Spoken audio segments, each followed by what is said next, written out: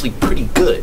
And I was real surprised, yo. It's like pop. What's up, guys? It's your boy Shepsworth Bentley, and make sure you guys check out Homegrown Radio every Sunday, 7 to 8 p.m. right here on BeExposedRadio.com. It's new, fresh Baltimore radio. Black by Demand radio show. 2 years ago. If you broke that bike and it don't work, that's on you, brother. I suggest you get that toolkit out back and then start working with it, right? Yeah. So my son's looking at me like, wow. And I broke down to him how we had got fixing flat tires down to a science. You understand what I mean? Sticking the tube in the water. Right? Talk to me, brother. You understand what I'm saying? Yeah, you know, critical thinking. And seeing, we look at that now and like kids, they not as, you know, they not as on hands like we were back in the day. That's because nowadays you don't have to put the bikes together anymore. They can come assembled. Yeah, everything's coming assembled. In the store, they ask you like if you want it already assembled. Right, right. Back then, you just got the box with 1,000,000 pieces. Right, and today I don't think they could work with that. It's just like the thought process. Nowadays, you get a bike that's already put together. Now, when you were younger, you had to put this bike together. You got to put it together. That basically closes your mind into learning how to do something. Yes, yes, now yes. you're giving it something. So, okay, you take this, and this is what it is. Right, so now we have to run with this instead of teaching the child, this is how you put this together so you see the result as this. Right, right. Critical thinking. I like that. So look, not to cut you off, Ms. Janice, but let's go to our first commercial break, and then we're going to come back and finish talking about critical thinking. You are tuned in to BeExposedRadio.com. So we were talking about critical thinking. So we definitely believe that critical thinking is one of the first things we need to start implementing, not just simply being told things. Or how about this?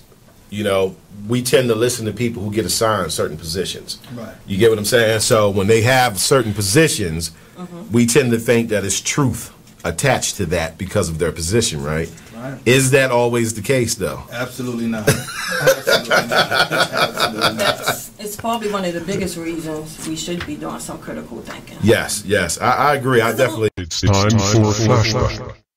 Now, I'm not going to say all Aries don't know, but it's just the one you had. That was just a long one, you know. But it's always something that you can go ahead, Bliss. Can you recollect any signs that you might not get right? October 15th or 16th. What is that? And Libras. See, I've had some good Libras and I had one really bad Libra, but he was white, so he his back anyway. So I don't. Wait, hold on, wait a minute. Demonstrate. You got to demonstrate the back. No. Ain't no way. Not the how they bust? But show how they bust. And then want to cry afterwards. I mean, what the is the point of the tears? I mean, I can see you shake, and you know, shake it off real quick. But you crying? F out of here. What was he crying for? Cause baby, this make that. You had.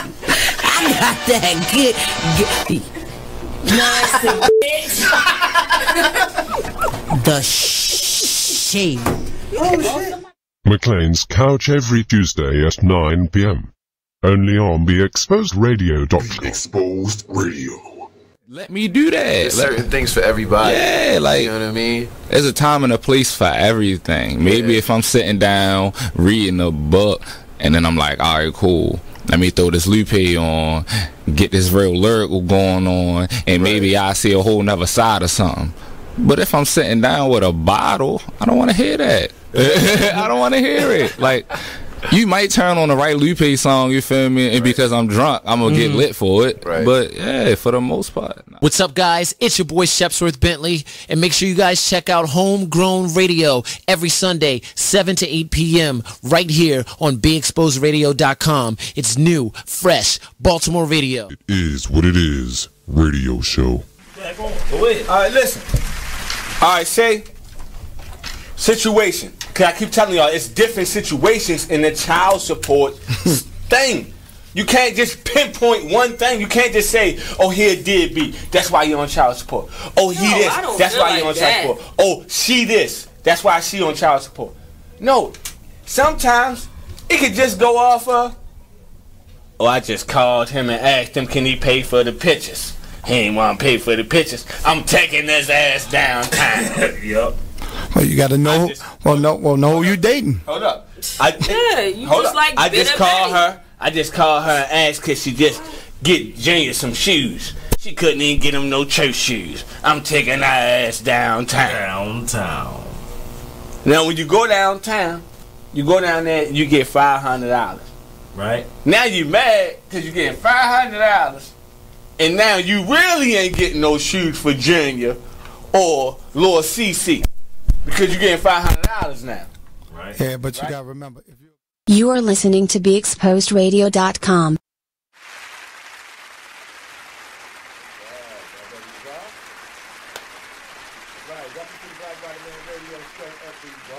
I am your host, Brother Mike.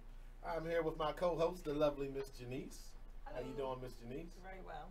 And of course, today we're fortunate enough to have our other team members with us. So we got Miss Samantha, Nykole Dennis. Every time. It's okay, man. Glam by Sam. Oh, yeah. And my man, Mr. Derek Woodson. Welcome back, Mr. Woodson. All right. How's everybody feeling today? Not too bad. Not too bad? Almost awake, almost. Almost awake? It's Monday, right? Well, welcome to my audience. Thanks for tuning in with us. Welcome to another exciting episode of the Black by the Man radio show. So, today's show, we're gonna be going over something interesting. So, this show is going to be about questions that black people have for black people. It's gonna be fun, right? Questions that black people have for black people. So the quote of the day is, I love being black, but it doesn't mean I don't have questions.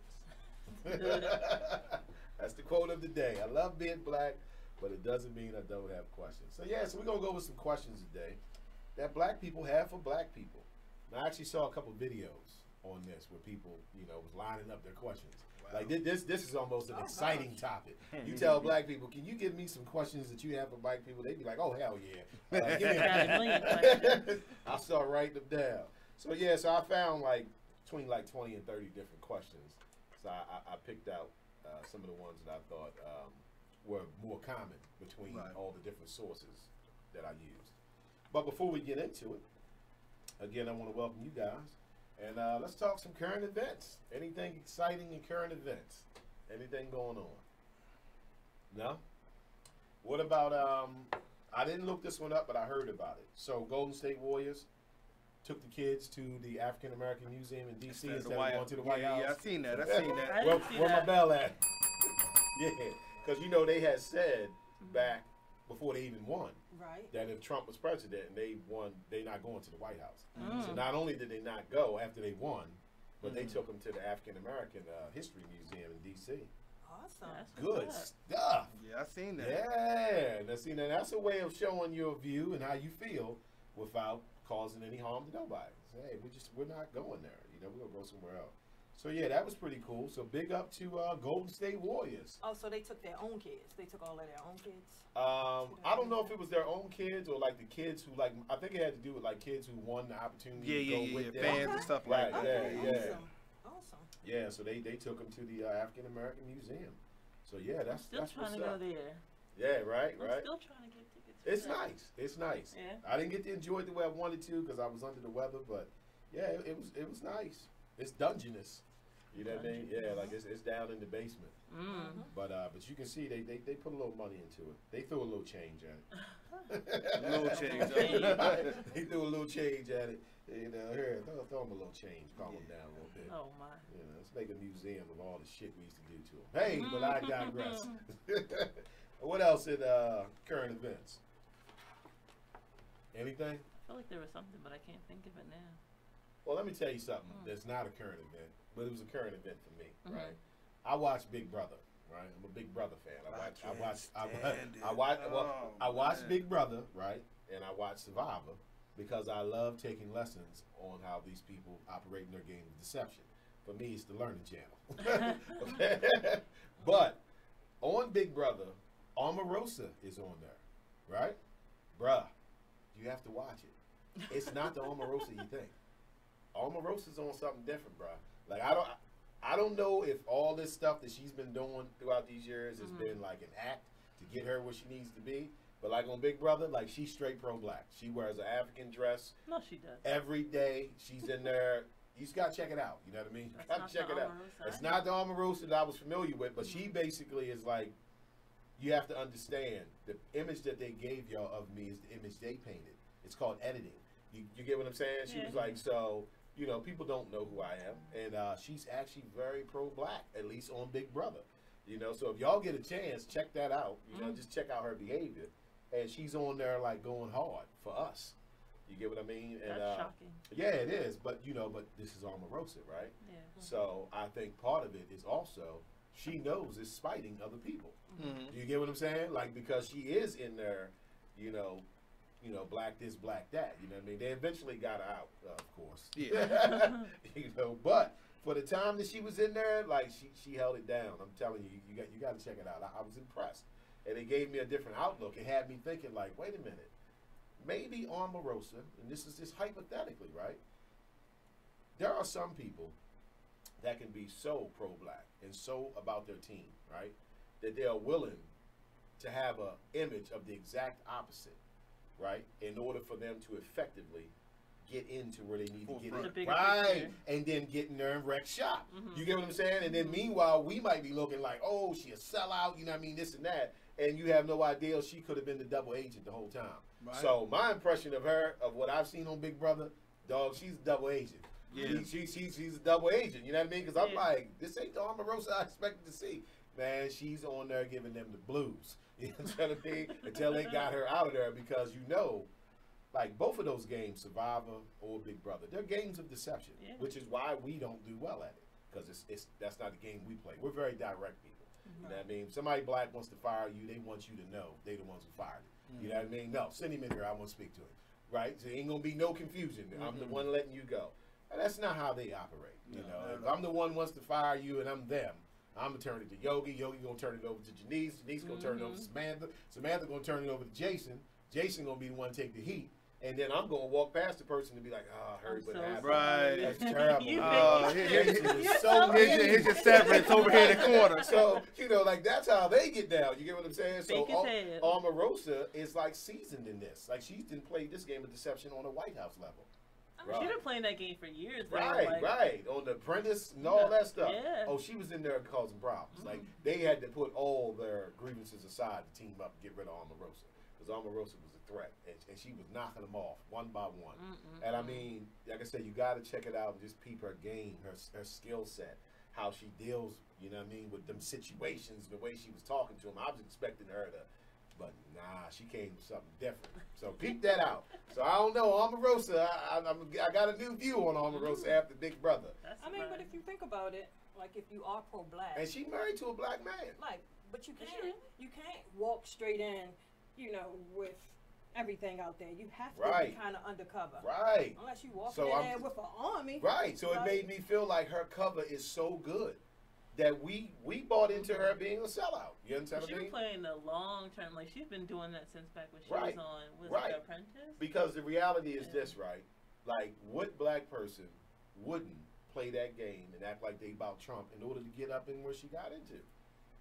See, we say you get what I'm saying? Yeah. Now, it's a lot of us that stand our grounds and say we wouldn't do that, right? But I believe majority of us would. Yeah, but you get what I'm saying? Like, if they had an opportunity to show the world, you know, hey, I support Trump, and they know they're going to take the heat. But at the same time, they're going to get up in the White House. They're going to be able to feed their family. You understand what I'm saying? Like, cause we've sold out for less. But go ahead. Pennies. I mean, not only that, think about it. Would you rather walk in as looking like a sellout, or would you rather walk in and then, or, you know, the other black people around you being the sellout against you? Right. Like, you got to go through the door comfortable. You don't go through the door. Strategy. You know what I'm saying? Strategy. Yes. You know, she went in there. I'm starting to realize she might be she more went in there strategic had basically to give part of herself to gain more. You know what I'm saying? So it's not.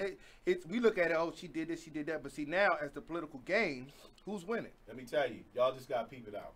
Check it out. I've seen some Omarosa I ain't never seen before. I just can't get Omarosa is 100% black woman. Let me tell you that. She's built like a black woman. She's in there with tight dresses on, with her little fat bottom. She's in there shaking her ass, twerking. Oh my. I'm like, this is Omarosa? No, it's not. I'm telling you, peep it out. Omarosa was in there. She was but she wore an African dress every day. Every day. You understand what I'm saying? She wore head coverings. You know how they go into the little private room and they show them talking. She had head covers on. I was like, wow, like this is amazing. Well, Omarosa, BBD is giving you the benefit. Yeah, so Omarosa, the belt world for is brother. against you, but after I watched you on Big Brother, I don't know, man. I think you are a true sister. You know what I mean? You just been doing some other things that gave you a different image. Yeah, I was impressed. I was impressed. Yeah, and then that skill set. She knows how to play that game of deception on a high level, bro. She was in there. Must have to get into the White House. Man, she was in there working them people. You hear what I'm saying? She had them people ready to cut her head off, and the whole time she's talking to them and saying, you know, I care about you. It's just not the game. You know, like I don't want this to ruin our relationship. Yo, and I'm just sitting there looking like she is a beast. You know what I mean? In the midst of these people trying to kill her, she was setting it up. Like they ain't gonna hate me in the end. You get what I mean? It was powerful. She's So playing her game. she playing her game. I'm impressed. I'm impressed. Omarosa 2 points. So check that out if y'all get a chance. Big Brother. Anything else? Current events? Ain't nothing popping on Facebook? Nobody got killed, choked, maimed, molested. Only thing I seen a father the other day. His son was on the bus. He was wilding out, acting a fool. His father said, "I got something for you." He said, "It's about a mile from the house. School bus, school. So you got to get off the bus. We're gonna run to school every morning." He got behind him in that truck. I think I did see that. Yeah. He got behind him in that truck and he ran with that book bag going in the rain one day. And I thought of that. You know what I'm saying? He made a good point. He said he's not getting hurt. I'm not harming him. He's exercise, and he don't get the big picture. That's a good point because you know, like in today's society, they got us like not being hard on our sons. You get what I'm saying? You know, like a man doing what a man do when it comes to his son can be frowned upon these days. But they don't understand. We gotta get these boys ready for this world. And this world ain't friendly. I got a big one. Man, ever since I seen, I used to watch, well, I ain't used to, I still do, Mountain Men. You ever seen Mountain Men? It comes on, I think it's Discovery Channel. But anyway, it's just about these men living in different parts of the United States. One's like in the mountains of Carolina, another one's in Alaska. But anyway, long story short, the guy that's in Alaska, he's got a 10-year-old son, right? So, you know, their food, they got to hunt and kill. And they had hiked 10 miles looking for elk. Now, his son got on little cowboy boots and jeans, and this is in, what area are they in? They're in a certain part of Alaska. But it's snow and, you know, trees and all that. So they finally came across an elk after a 10-mile hike, right? And they seen it off in the distance. And, like, he put all the pressure on his son 10 years old. So he's telling his son, you know, look, there he is over there. You know, now we got to get this. We don't get this, we don't eat all winter.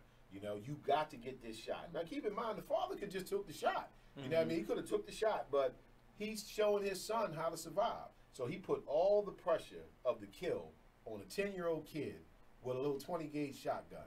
You understand me? Or 22 rifle or whatever. And he was pumping it in his head, like, you know, son, you got to do this. We got to eat. This is our last shot. We're losing daylight. We got to hike back 10 miles. Like, it was enough pressure to make me miss the shot. Right. You get what I'm saying? So his son, you know, ended up taking the shot and got it. Got the kill. So, you know, they go over there, and, of course, you know, they got to gut it on the scene and all that. You know, but point being, watching it made me realize, like, look what other kids out in this world having to deal with. You get what I'm saying? And then, you know, with our sons, we don't want them to walk to 7-Eleven. Well, don't make him walk. Just give him a ride. You know what I mean? And I'm the type of dad looking like, bruh, not only are you walking, put your flip-flops on. You know, I don't even want to walk comfortable. You know what I mean? So that's what I'm saying. So when I saw that video that you talking about, I thought about that. You know, like it's nothing wrong with a father making his son toughen up a little bit. That's our job. Because this world is going to put him in a position where everybody's going to, you know, treat him fair, and you know, let's just talk about it. You know, that's the image they're gonna have him believe in the world operates, and then you get out there and it's like, rah, you know, the world just attack you, you know. So yeah, that's what's up. Anything else? 30 seconds. Current events? No current events. Facebook been quiet. It was dry this week. It ain't nothing going on.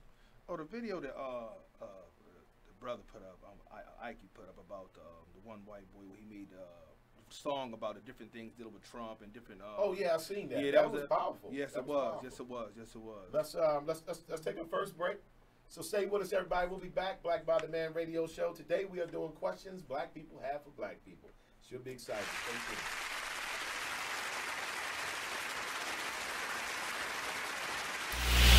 Join the Just a Bit Outside crew every Monday, 8 to 10 p.m. on BeExposedRadio.com. You want to start off? I think I'll get it out of the way on a who's not.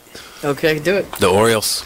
Right. They got swept by the Royals. They lost 4 in a row, and the last 5 games have all been decided by 1 run. The game before, or the last game that they lost before the Royals was the Nationals, and it was Weeders, of course, one with a home run, hit the home run. Right. They were going into that National series. It seemed like they were doing so well, and they just crapped out. They got that game postponed, so who knows when they're going to replay that or play that game. That's my first not for the night. Okay. Okay, I'm going to go ahead and weigh in on my who's not, and I'm going to talk about the San Diego Padres. The Padres. That's okay. You just took my answer. They're in last place in the NL West. They've lost 8 of their last 10. Their run differential is a negative 65, which is just horrible. So when you have, well, let me just talk about run differential a little bit. It's kind of like the how much you're winning or losing your games by, pretty much. Yeah. Okay. It's like the margin of victory, kind of. Right. So when you're in a negative number, that means that you're. Then your average game you're losing by a whole lot. Right. I mean, a number like negative 65, this early in the season is pretty rough. That's horrible. The pitching numbers pretty much support this stat right here. I mean, the team ERA is 4.70, which is 26th in the league. They have 126 walks allowed. They acquired Jared Weaver in the offseason, and he really has not panned out. He's off to one of the worst starts in any of the pitchers in 2017. He's 0-4 with a 6.05 ERA. In May alone, he already has 12 earned runs in May. And, another one of their pitchers, Clayton Richard, he's 2-4 with a 4.34 ERA. And, in May, he has 6 earned runs and 12 innings pitched. So they're not pitching well. And on top of that, they are also not batting well. Right. But it kind of sucks because Manuel Margot is doing pretty good. His the past few at bats, his last. Join the Just a Bit Outside crew every Monday, 8 to 10 p.m. on BeExposedRadio.com. Be Exposed Radio. Well, if you made them, take care of them. Yeah, that's period. Real. Right. That's the real deal. It's period. Right. And all that money shouldn't go toward this, money should go to if the child is with one of the parents 24/7, 7 days a week. You don't even come get your child every day. You come get your child once a month maybe, or once every 3 months. Right. You cannot dictate where that money goes, especially if the child ain't calling you about nothing. Now, if the child calling you every week, then you can question about where the child support is going. But if every time you pick up the child, they look nice, they ain't complaining about nothing, why are you worrying about where the money go at? It is what it is. Radio Exposed Radio. Well, if you made them, take care of them. Yeah, that's period. Real. Right. That's the real deal. It's period. Right. And all that money shouldn't go toward this, money should go to if the child is with one of the parents 24/7, 7 days a week. You don't even come get your child every day. You come get your child once a month maybe, or once every 3 months. Right. You cannot dictate where that money goes, especially if the child ain't calling you about nothing. Now, if the child calling you every week, then you can question about where the child support is going. But if every time you are listening to BeExposedRadio.com.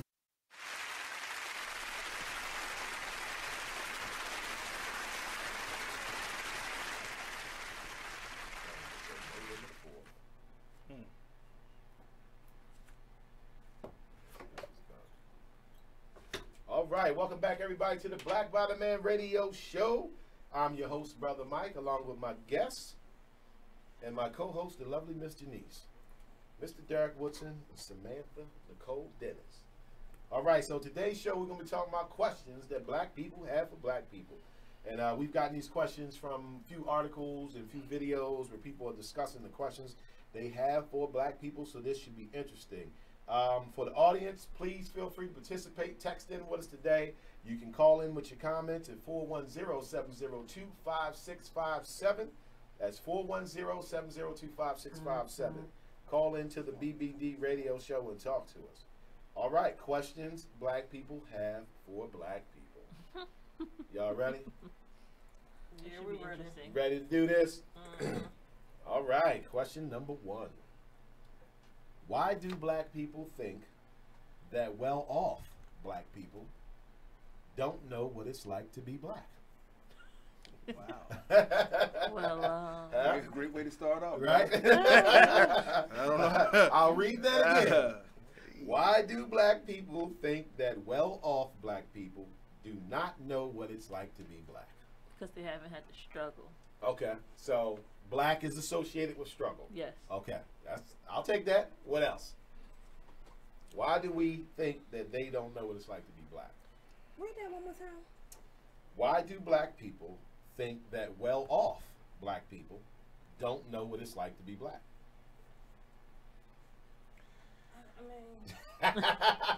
On a broader spectrum of it is that, you know, like she said, the struggle, because most of those don't understand what we went through, like the inner cities and the poverty-stricken or our shortcomings, because they live in a good neighborhood, picket fence, nice house, little dog out back. Here we in the projects, 13 flights. Right. You know what I mean? Piss in the daggone elevator and stuff like that. So you see a gap in relation there. Absolutely. Okay. So this is assuming that they grew up in wealth? Yes. Yeah. Well-off black people. You know what I mean? So people who, you know, from the day just one. Always had yeah, you know, like their whole childhood, like my peeps always had money. You know, why do we think that they really don't know what it's like to be black? I mean, then I have to agree with Samantha and Yogi then, because the struggle. The struggle. They don't know nothing about it. Okay, so the black experience deals with struggle. Is what we're the saying, stereotypical black experience. Right. Well, I don't know. I don't think it's stereotypical. I think it's statistical. That's a better way. Because it's stats because it's reality. It's if it wasn't reality, it'd be something different. Right. There's reality of like where we came from. It wasn't so bad, but we seen hardships. We seen knocking on somebody's door like you got some milk, you got some bread or something like that. Right. We seen the hardship of it. And then racism, I'm sure, was a little different for them than it was for the ones that's struggling. Okay, like what type of racism do you think they experienced that, like, say, the rest of us may not have experienced? You know? It's a little different when you have money and when you. I mean, I think it is. So I'm just, you know, wondering if you had an example in mind when you said that. I think I got one. The difference is that with them is I'd rather have it straight out. You call me a nigga. Instead of with them, they had sarcasm. Hey, man, how's your black mom? You know what I'm saying? Sarcasm, you know what I mean? It's sarcasm, you know what I'm saying? They be petty with you, something like, yeah, you know, how's your daughter? She got some nice hips. Yeah, I mean, it's sarcasm. You feel what I'm saying? Yeah, no doubt. Because I had a friend of mine, I'm not going to say his name. Tongues, brother. He went through some situation. He ignored the comments. You know what I'm saying? Here I am. I hear everything. I heard him say the black man, the dog don't like you. Right. And this, he's like, you know, he didn't hear it. So I'm looking at it like, you know what I'm saying? How did you not hear that? Right. So that's the sarcasm of it. So they're being, I'd rather them call me a straight nigga to my face instead of be sarcastic. At least you know what you're dealing with. Then I can separate myself. Yeah, I respect that too. Yeah. It's unfortunate. It's not how they play the game. Right. You know, like they even look at the ones who are like that. They look down on them. Right. Like, that's stupid rednecks. Right. We don't call them that. We show them that they're that. Right. You get what I'm saying? We don't call them that. It's just reality, man. So we basically feel that like these type of people might not relate to what we know as a traditional black experience. You know what I'm saying? Tradition is to be poor as black people. You know what I mean? It's sad. You know what I mean? That's more tradition-like. Which means that we associate our blackness with poverty. Yes. Yeah. Man, it's terrible. It is terrible. I'm depressed now. Oh, God. I don't want to continue. Just jokes. Keep the party moving. So yeah, we associated evidently with with poverty? I would think, that it would be a gap in certain understandings, because there is something about the black experience that does deal with poverty, and it's a lot of other things that go along with it. True. Like you were saying, poverty was also community for us, right? So within poverty, we had a community. Like you said, you could go bar milk. You know what I mean? Like nobody was ashamed. Like, okay, if you came into their house and then they had the food stamps sitting on the table, right? You couldn't be ashamed, because you got some. Matter of fact, you sitting there looking like, I wonder if she let me hold a couple of them. You understand what I'm saying? So they can't relate to that. You get what I'm saying? They can't relate to that type of black experience. And I think the racism, definitely is always going to exist. But like you were saying, it might be a little different for them. You know what I mean? And then, even if you had conversations with some of them, they still say things like, I still don't understand because, we worked hard, just like, the next person. So, all you guys have to do is just work harder or, get a better education. I don't see why, you're in that position. Like, they still won't understand it. Like, right. Because they don't want to. Right. Yeah, they don't want to. Okay. So we do believe that, they might not be able to relate. And that's why we kind of look at it that way. That's why we say they don't relate. Because the typical black experience deals with more struggle. Yeah. And they not necessarily having that struggle. Never had that struggle. Okay, well, see, we got one. We got one right here. Grew up with a silver spoon in our mouth. Stop it. We got to go to break. We'll be back. Stay tuned. Sheesh. Just a Bit Outside radio show. There is one glaring stat that I read about while watching the games over the weekend. New York Yankees went 22 straight innings with at least one strikeout. Really? That's a major league record for the postseason. Wow. Yeah. That's an interesting statistic. It is, and then when you think about it, it's like, okay, that, to me, that's like a big reason why, they're losing right now. You are tuned in to BeExposedRadio.com. Not what's going to happen. That's exactly. Do y'all think that we're about to go to war with North Korea? We're going to get tracked down, huh? Do you think North Korea is going to bomb us? Is it going to be like a nuclear? Probably. No? We lost all our allies. Yep. All of them. Now, is that because of Trump or is that something Obama did? Because of Trump. He purposely lost them. He said it too. He doesn't want to. All the people that don't like us now, there are nice pictures of Obama meeting with them. She said, also look at his past campaign. Most of his endorsements were from the Klan. Y'all about to assassinate me. My phone, my hair keeps getting tangled up in this thing. But I have read this plenty of different times that the Klan, oh my God, y'all about to yell at me so bad. But just tell me if I'm wrong or right. Did they or did they not endorse Obama also? No, they did not. Was that a rumor that I heard? Yes, I swear on my life, I have heard that the Klan has endorsed Obama. I'm dead serious, yo. Like, Please be careful leaving. Can somebody Google that for me? I'm dead serious. Like, I read somewhere. I think it was like when he ran back in. You want to meet his parents? These are his parents. Says who? Crystal Renee Radio Show. You are tuned in to BeExposedRadio.com. Not what's going to happen. That's exactly. Do y'all think that we're about to go to war with North Korea? We're going to get tracked down, huh? Do you think North Korea is going to bomb us? Is it going to be like a nuclear? Probably. Probably. We lost all our allies. Yep. All of them. All of them. Now, is that because of Trump or is that something Obama did? Because of Trump. He purposely lost them. The Artist Exchange Radio Show every Friday, 7 p.m. to 9 p.m., every Saturday, 12 p.m. to 2 p.m. Real artist, real talk, real live on BeExposedRadio.com. I was meeting with a friend yesterday, and I've gotten to the point where don't ask me a question because the truth is going to come out. Exactly. Just don't do it. If you ain't looking for the truth, don't come to me. Don't do it because I can't hold my tongue, and she wants to be this. You are listening to BeExposedRadio.com.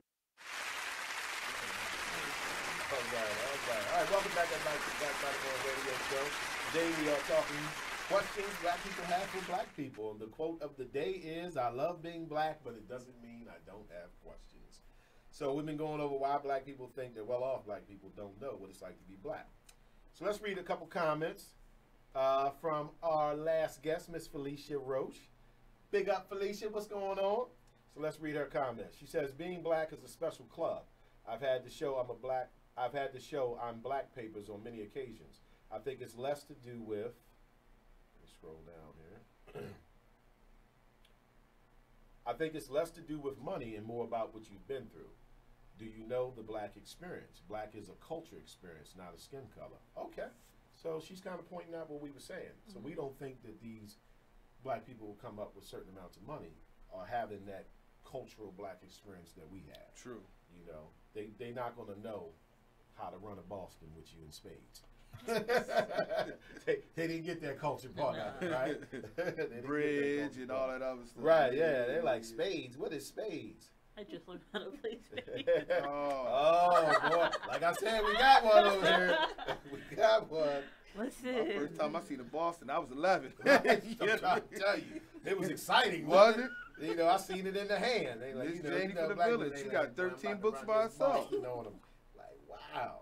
Okay, so let's go on to question number 2.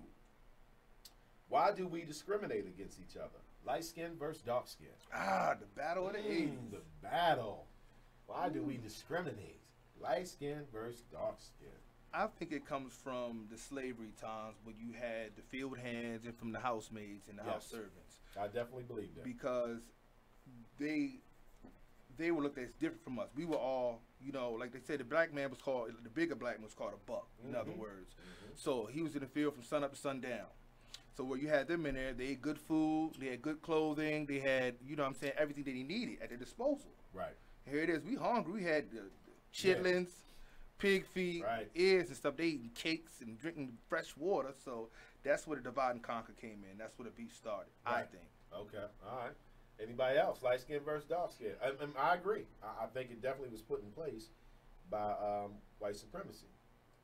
Light skin, dark skin. I also agree too, but I still would like to know. Why is it still such a big factor now? Like, okay, I think that's the beauty industry now.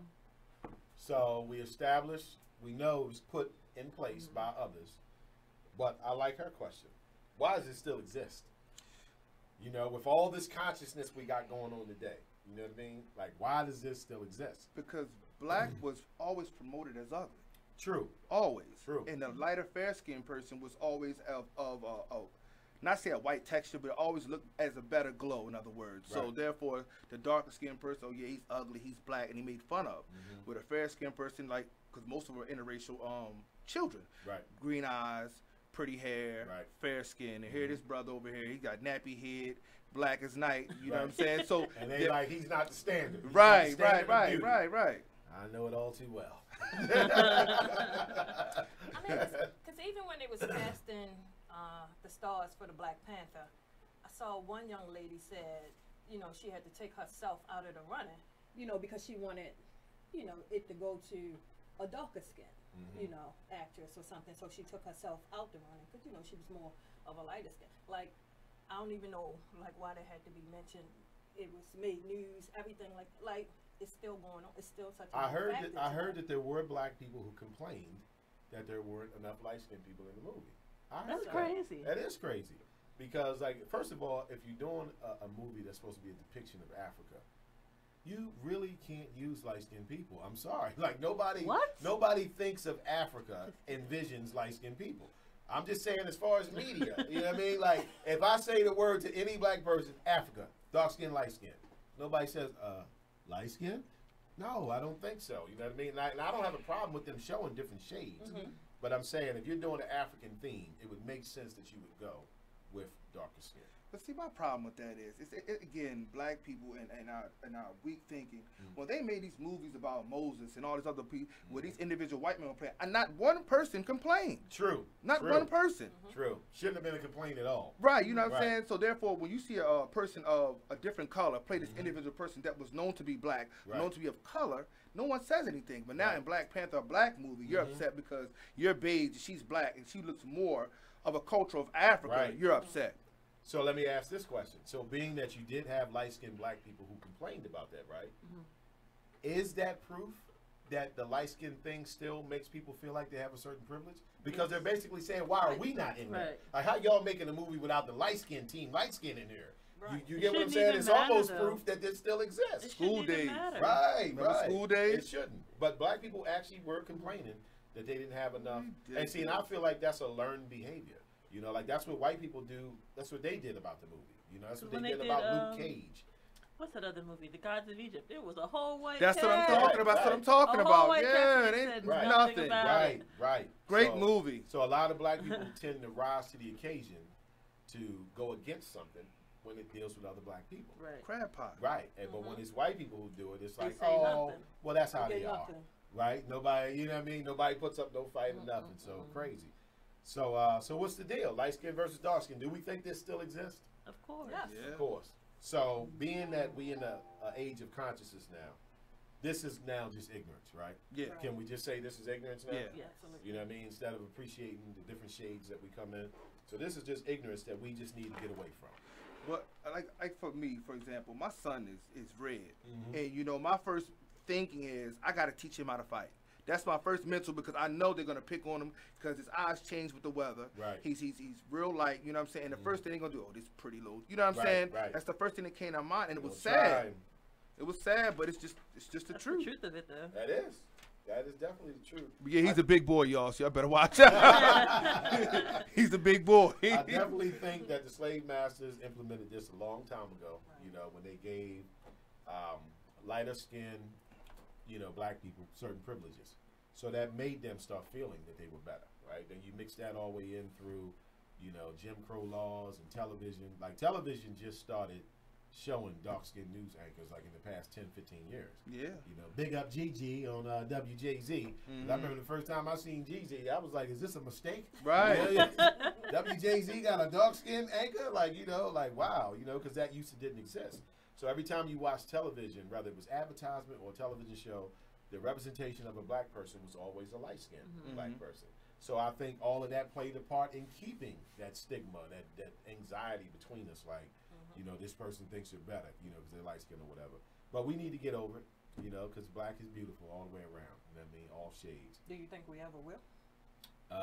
Not as long as white supremacy exists. And the reason why I say that is because it's white supremacy that implemented it. Right. You understand what I mean? So they're still implementing it. They're still feeding the monster that they created. So until that goes away, nope. But I do think we can talk about it, educate ourselves on it, and try to open people's eyes towards it. So let's cut all this team light skin, dark skin out because trust me, the people who are against you could care less if you light or dark. To them, you're just the enemy. You still black. You still black. You still black. Black is black is black is black. And black is beautiful. All right, let's do number 3. Ooh. Yeah. What was that? Why is it okay for black men to date white women? It's not. But not... Let's just stop that right there. It's not. I second that. We can move on to that. Question over already. Right. Bing, bing, bing. Question's over. Question is over. All right, so let's try this again.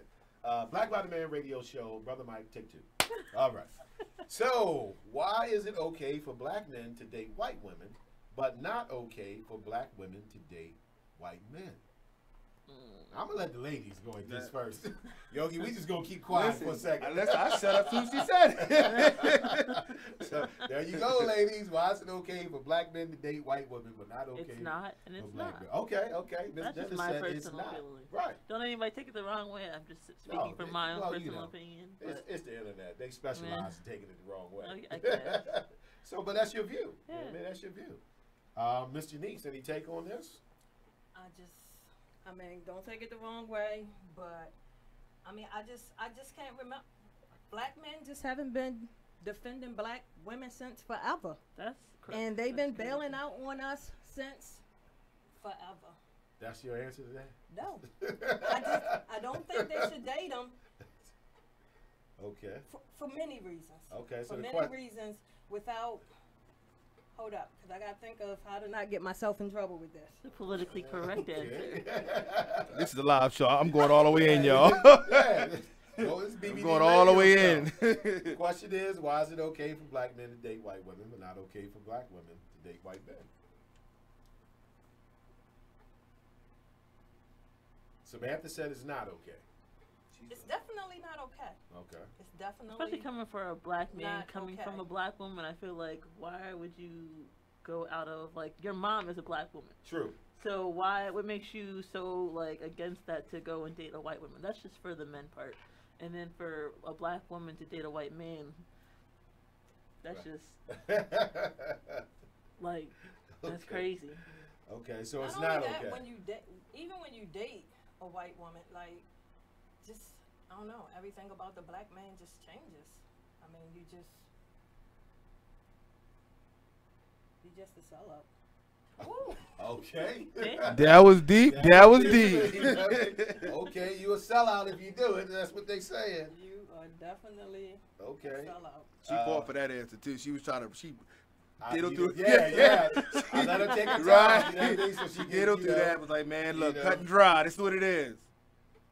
Okay, Yogi. Why is it okay for black men to date white women, but not okay for black women to date white men? It's more or less when a black man dates a white woman. They're most back in the day. We want to keep this 100. Please don't get offended, y'all. Most of the black girls back in the day were more of give up.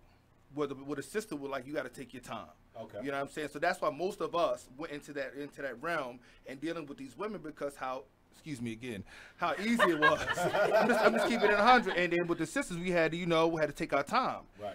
And so nowadays, it's like evolution. They're becoming more relevant than the sisters because the sisters are becoming more irrelevant. Okay. You know what I mean? Now we're coming to the back where say now we're queens again instead of being ratchet. Now the one more time, y'all. The white woman is now, she's like, well, she was a freak back then. Now she wants to take her time and go to certain situations. So that's why it's changing. But for me personally, I've messed with white women, I've messed with different colors, I've done all that. But when you see, and it's kind of like I'm a hypocrite, and I got to keep it 100. When you see a sister with a white man, it's like, yo, you should go straight back to slavery days. Like he took it, and I get it. I definitely get it. But I also have to be honest in all situations with this because that's how I'm basically being a hypocrite. Just keeping it 100 because when I can date this white girl, she this, she that, she fat or whatever. Then I see this sister around the corner, then this white dude around the corner. They got kids, they got married. I'm looking at him with disgust. Okay. It just a flip of the switch. It's kind of crazy, but it just is what it is. Okay. So you think it's okay for black women to date white men? Because that's the question here. I mean, my thing is this: in reality of situations, man, it's so bad in the world today with all colors. If this dude makes her happy, okay, you know what I'm saying, or he makes her happy, cool. So what about society? Like, why does society, like you said, why does it seem to bother black people more if you see a black woman with a white man versus a black man with a white woman? She takes on his characteristics. Okay, all right. You know what I mean? Because he's a man, he's the head of the household, so she takes on the characteristics of him and what he's about. Okay. So overall, what? Not okay? Not okay. Not okay? On either end. On either end. Even with the black woman dating a white man, I just don't. As a black woman, you can't get the teachings from a white man that you're going to get from your black man. True. I think it's cultural differences. Somebody hit that bell for her. Yeah. I totally agree. I think it's cultural differences. I think it'll go either way because a black man dating a white woman, that white girl is never going to understand that struggle of that black man. In the same way that a black woman can date a white man, she'll never understand why his mama don't want her coming over for Thanksgiving dinner or why they separate themselves like that. Right. It's just not that you shouldn't intermingle with races. Do what you want to do at the end of the day, but it's always going to be that lack of understanding between two different races. Okay. And even to add on what Samantha said, she's going to pretend like she understands that struggle, but behind your back, she's going to be saying a whole nother different thing. I've watched it happen. So have I. Again. Okay, so let me ask this: does it have a lot to do with lust? You know, like do black men lust for white women more than like black women lust for white men? Is there lust involved? And the reason why I say that is because men, we got a lot of lust in us. By nature. By nature, right? So does that play a part? It can. My opinion on you want my opinion on it? Oh gosh, please don't come for me. But right. Please don't come for me. But radio show. A lot of a lot of black men just have to man up. They just gonna have to be able to deal with the black. I know black women are tough. They didn't learn a lot. Black women just been lost with a lot of things, and black men just don't. They don't have the patience to deal with, teaching a black woman these days. They just don't have the patience, and they bail out on us. Like, get some patience, man up, and get it done.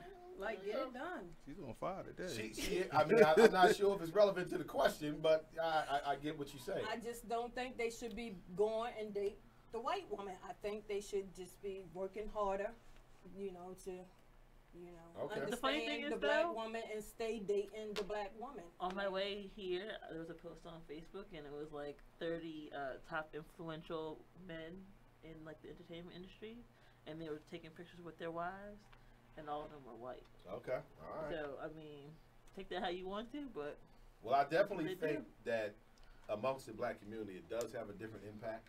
If it's the black man with the white woman versus the black woman with the white man, it does seem worse with the black woman being with a white man.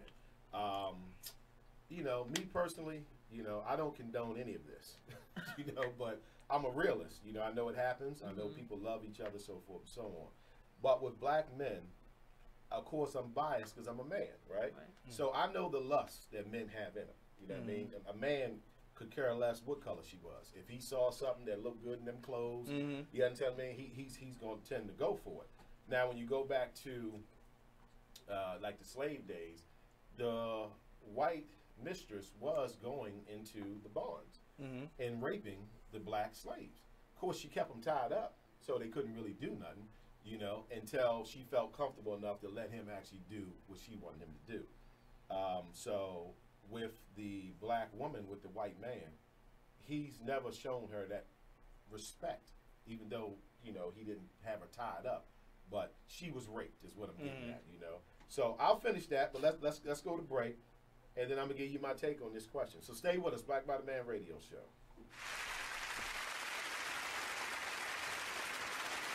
Check out this snippet from the new season of Talk Lately with Monty about Jennifer Holliday. Anyway, let's get back to Yeah, well, what I wanted to say is that I can understand 100% where Jennifer Holliday is coming from, and that's sort of kind of where my 20% came from.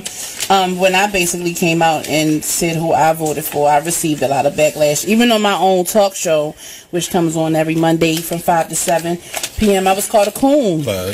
Okay, yeah, shout out for the plug. But yeah, someone actually, they told CJ Bernie that I was a coon, and that really hurt me. I've been called everything from a fat whatever and everything, but someone actually commented on his Facebook. I didn't even say that. That's kind of rough. Called me a coon, but it's it's crazy because I just feel like someone like Jennifer Holliday, I understand why she stepped down, but I'm kind of upset with her because I think she still should have performed. If you're going to jump out there, then stand in your truth. Don't let no one stop you or change your mind about anything. Listen, no one put a gun to her head and made her sign on for that. But it just seems like, she was basically, she was bullied.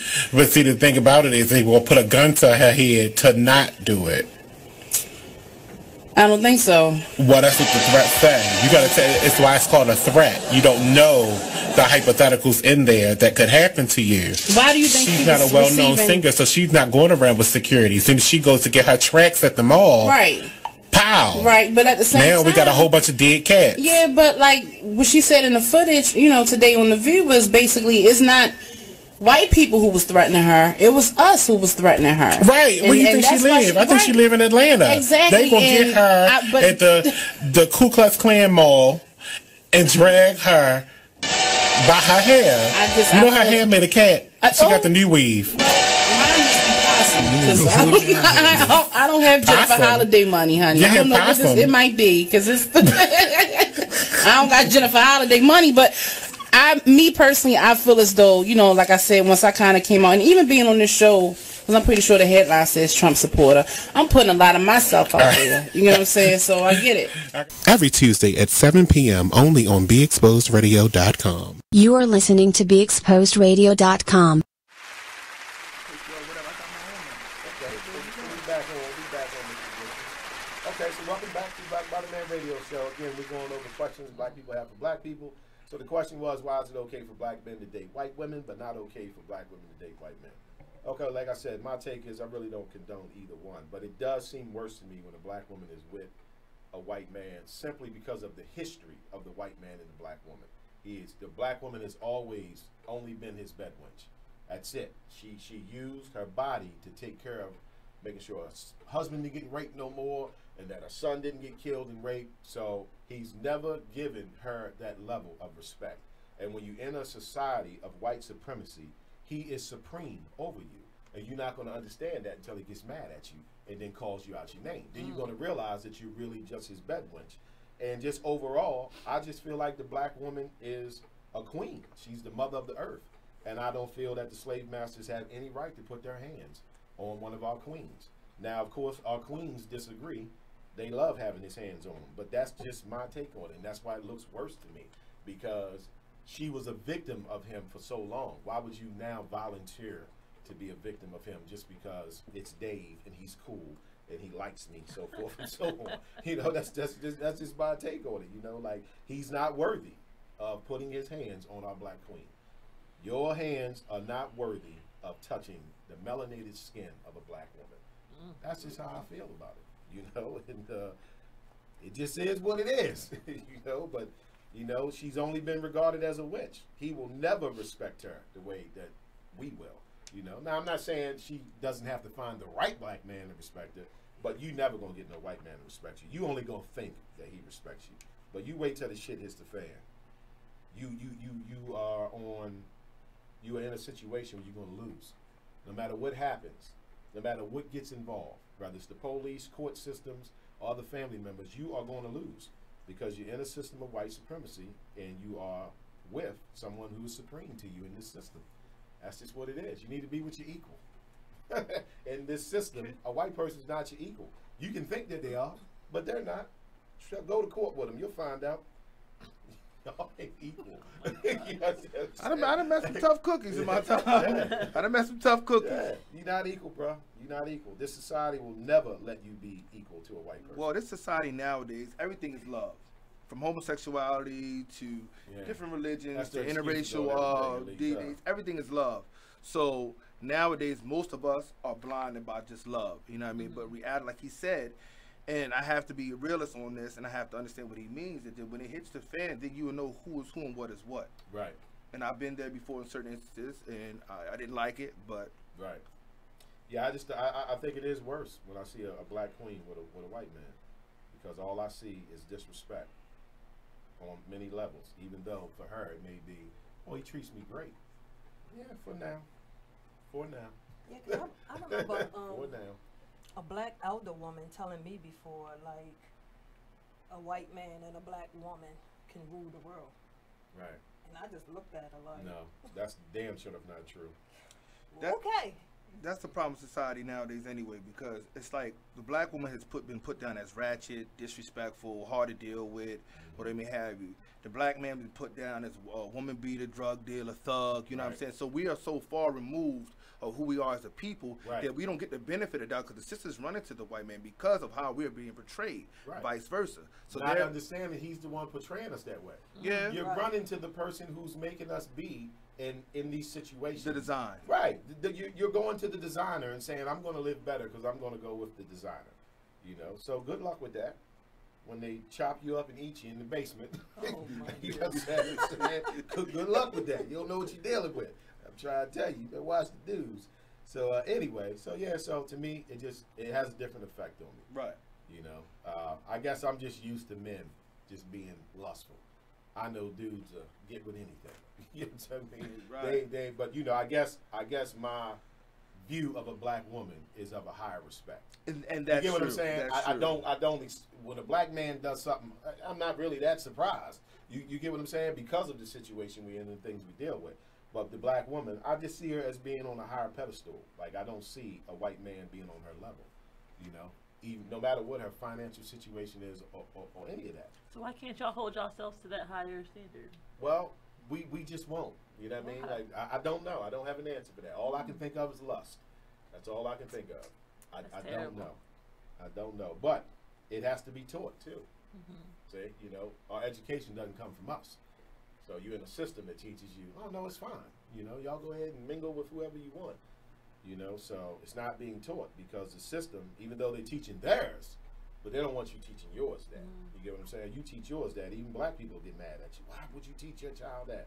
It's the reality of the world. Yeah, and a lot of things, like I was raised by my mother. Like I said, I don't condemn my father because he died when I was young, very young. I was 7 years old. So I didn't have that father figure, even though there was a person in there. He wasn't worth the skin he was in. Right. You know what I'm saying? But at the end of the day, my mother taught us that love is love. You know what I'm saying? So therefore, skin color was never an object. And I think we all was taught that. Because we got a bunch of, like, my mother's fair. She was fair skinned with freckles and everything. Right. You know what I mean? She was very light skinned. You know what I'm saying? So at the end of the day, it was never about, she said, who you love is who you love. Right. Now, how you deal with the situation that comes your way, that's going to be the problem. Yeah. Yeah, I think we was all taught that. And it was taught through a certain path, you know what I mean, certain religious path. Yeah, definitely. But it was taught by the people who was going to benefit them for us to mingle. Okay, so understand that when we didn't mingle, we had Black Wall Street. Okay, when we didn't mingle, we had Black Wall Street. When we started mingling, we just got black walls. And we don't even own them. You know. But yeah, okay, let's move on though. So number 4, why are we more likely to engage in a new dance trend than we are to get involved in politics?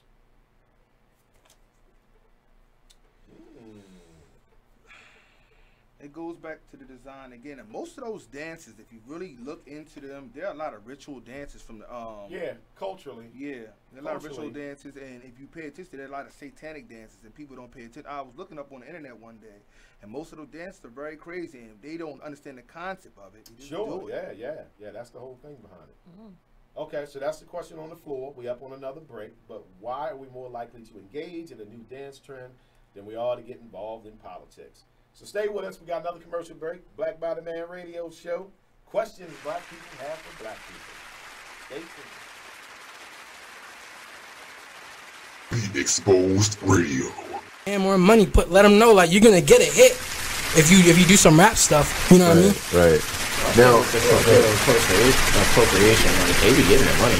I was just about to talk about that too. Appropriation. Is it appropriation when they do? Because you know Miley Cyrus. Like, think about it. You got like Miley Cyrus. You had Justin Bieber, and you had like even Katy Perry and Pink. You remember? I don't know if y'all remember Pink. She used to do like some hip hop stuff or some like R&B stuff too. Do you think that's appropriation? Are they taking from the culture without like? I don't know. Like, without giving the way I look at it is, if it seems forced, then 9 times out of 10 it's not really them. So then it's appropriation.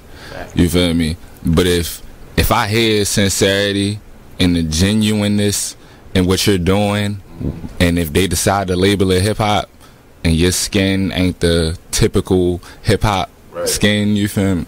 I can accept it as hip hop, like, cause hip hop is what we do. Like, you feel me? Like, people don't look at it like that, but it is. Like, and Busy B himself told me that. You feel me? Like, rap is a thing that we do. You feel me? And hip hop is something that we live. Right. So if you telling me your truth, but your skin and my skin on opposite sides of the barrier, who am I to say that that's not hip hop? That's true. That's true. Now, and we got a newer person, and I don't know if y'all know about this, but we got a new person that's kind of like on that culture too. Well, she's not really new. Fergie. Y'all remember Fergie from Black Eyed Peas? Yeah, yo, I heard she got a new album out, and I was unfortunately I was listening to this with a female friend of mine a few weeks ago, and I'm not gonna lie, bro, it's actually pretty good.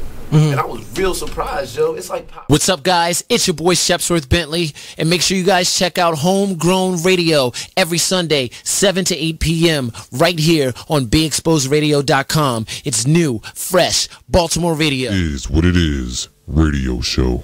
Wait, all right, listen.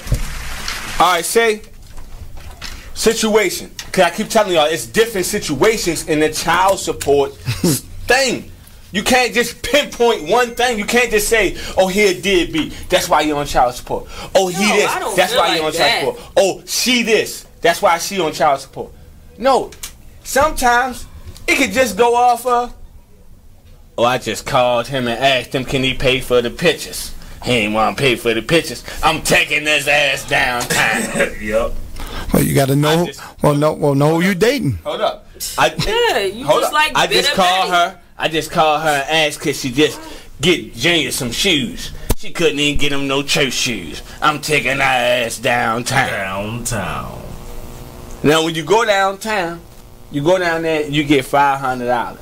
Right? Now you mad because you getting $500 and now you really ain't getting no shoes for Junior or Lord CC because you getting $500 now. Right? Yeah, but you got to remember, if you're a good father or a good mother and you paying child support, right, you still going to go ahead and do all that because hold up. It's just what it is. Hold on. And that's another situation. Right. But you know what that creates? Now when we at the party, mommy and daddy ain't even down there speaking to each other.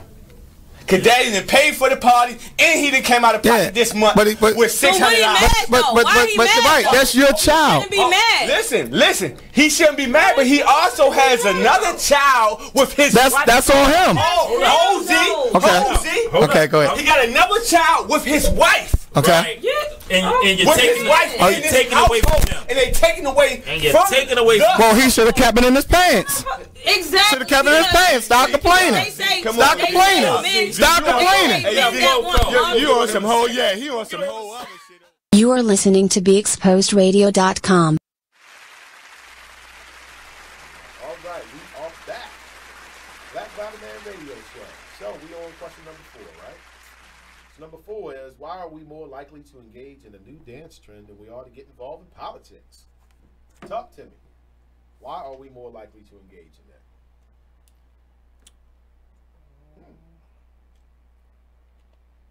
Now, don't everybody speak at once. I'll do this. Well, how society is nowadays, even coming back in the 80s, we had the dance moves from Big Daddy Kane, the Kid and Play, and all them stuff like that. It was a fun thing to do for the children. Right. And nowadays, the children, the fad is coming out so vast now that the kids are taking over the daggone internet. That's all you see. Every turn on Facebook, you see a dance move. You see this, but then you'll see Donald Trump in between that. Right. Then you'll see more dance moves. Then you'll see how these people are getting put out of the White House. You know what I'm saying? They're basically blinding the politics of us with this dancing, hip hop, whatever these dance moves they're doing. Being bombarded with it. Exactly. Being bombarded with it. Okay. Ms.Janice, why do you think we are quicker to engage in a new dance than we are politics? My personal opinion is I just think we're just more of a race of people who like to turn up and have fun. Okay. And when it comes to politics, we just turn on CNN and get whatever information we get from there. Okay. Ms. Dennis, why do you think we engage in dance trends but not politics? It's a easier way to get on. Meaning, like, if you get a dance and you do it well, then you have a bigger chance of getting into that. But I think it's asking as a community of people. As a community, but it's still. You get what I'm saying? And like as a community, we're not trying to get on. You know, that's like the easy way to do it. The question is, why would we be quicker to want to learn the electric slide than we would to want to learn who the local city council person is that we could get in a position to help us? You get what I'm saying? Yeah. I get what you're saying. But I don't have an answer for that. No, okay, all right, fair. Well, that's a fair answer. I don't know. Yeah, Why that's a is fair it? answer. Yeah, that's a fair answer. Well, first of all, it's training. It's training. You have to go all the way back to the beginning of this. Black people have always been trained to be entertainment. That's what we are. This is why the slave masters, when they would have company, they would make the slaves get cleaned up and say, bring them on out. Tell them come out here and dance for us. Do a jig for us. Right? It was always entertainment. We passed that down to our kids. What do we do with our kids when we got company? Come on out here a little bit. Show them the dance moves you do. See, we don't understand that we got that from white people. White people who taught us, come dance for me. You get what I'm saying? So, unbeknownst to black people, our position in this society through white supremacy is to be entertainment. That's it. That's all they want you for. So being that that's what we've been designated to do, they make sure that all of our outlets focus on that. Focus on us being entertainers. So this is why we gravitate towards it more than anything, because it's all that we're being taught is the position that they put us in. So when you think of a black person with money, I promise you, 9 out of 10 times you're going to think of an entertainer. Like if I say right now, tell me a black person that makes a bunch of money that has nothing to do with entertainment. Go.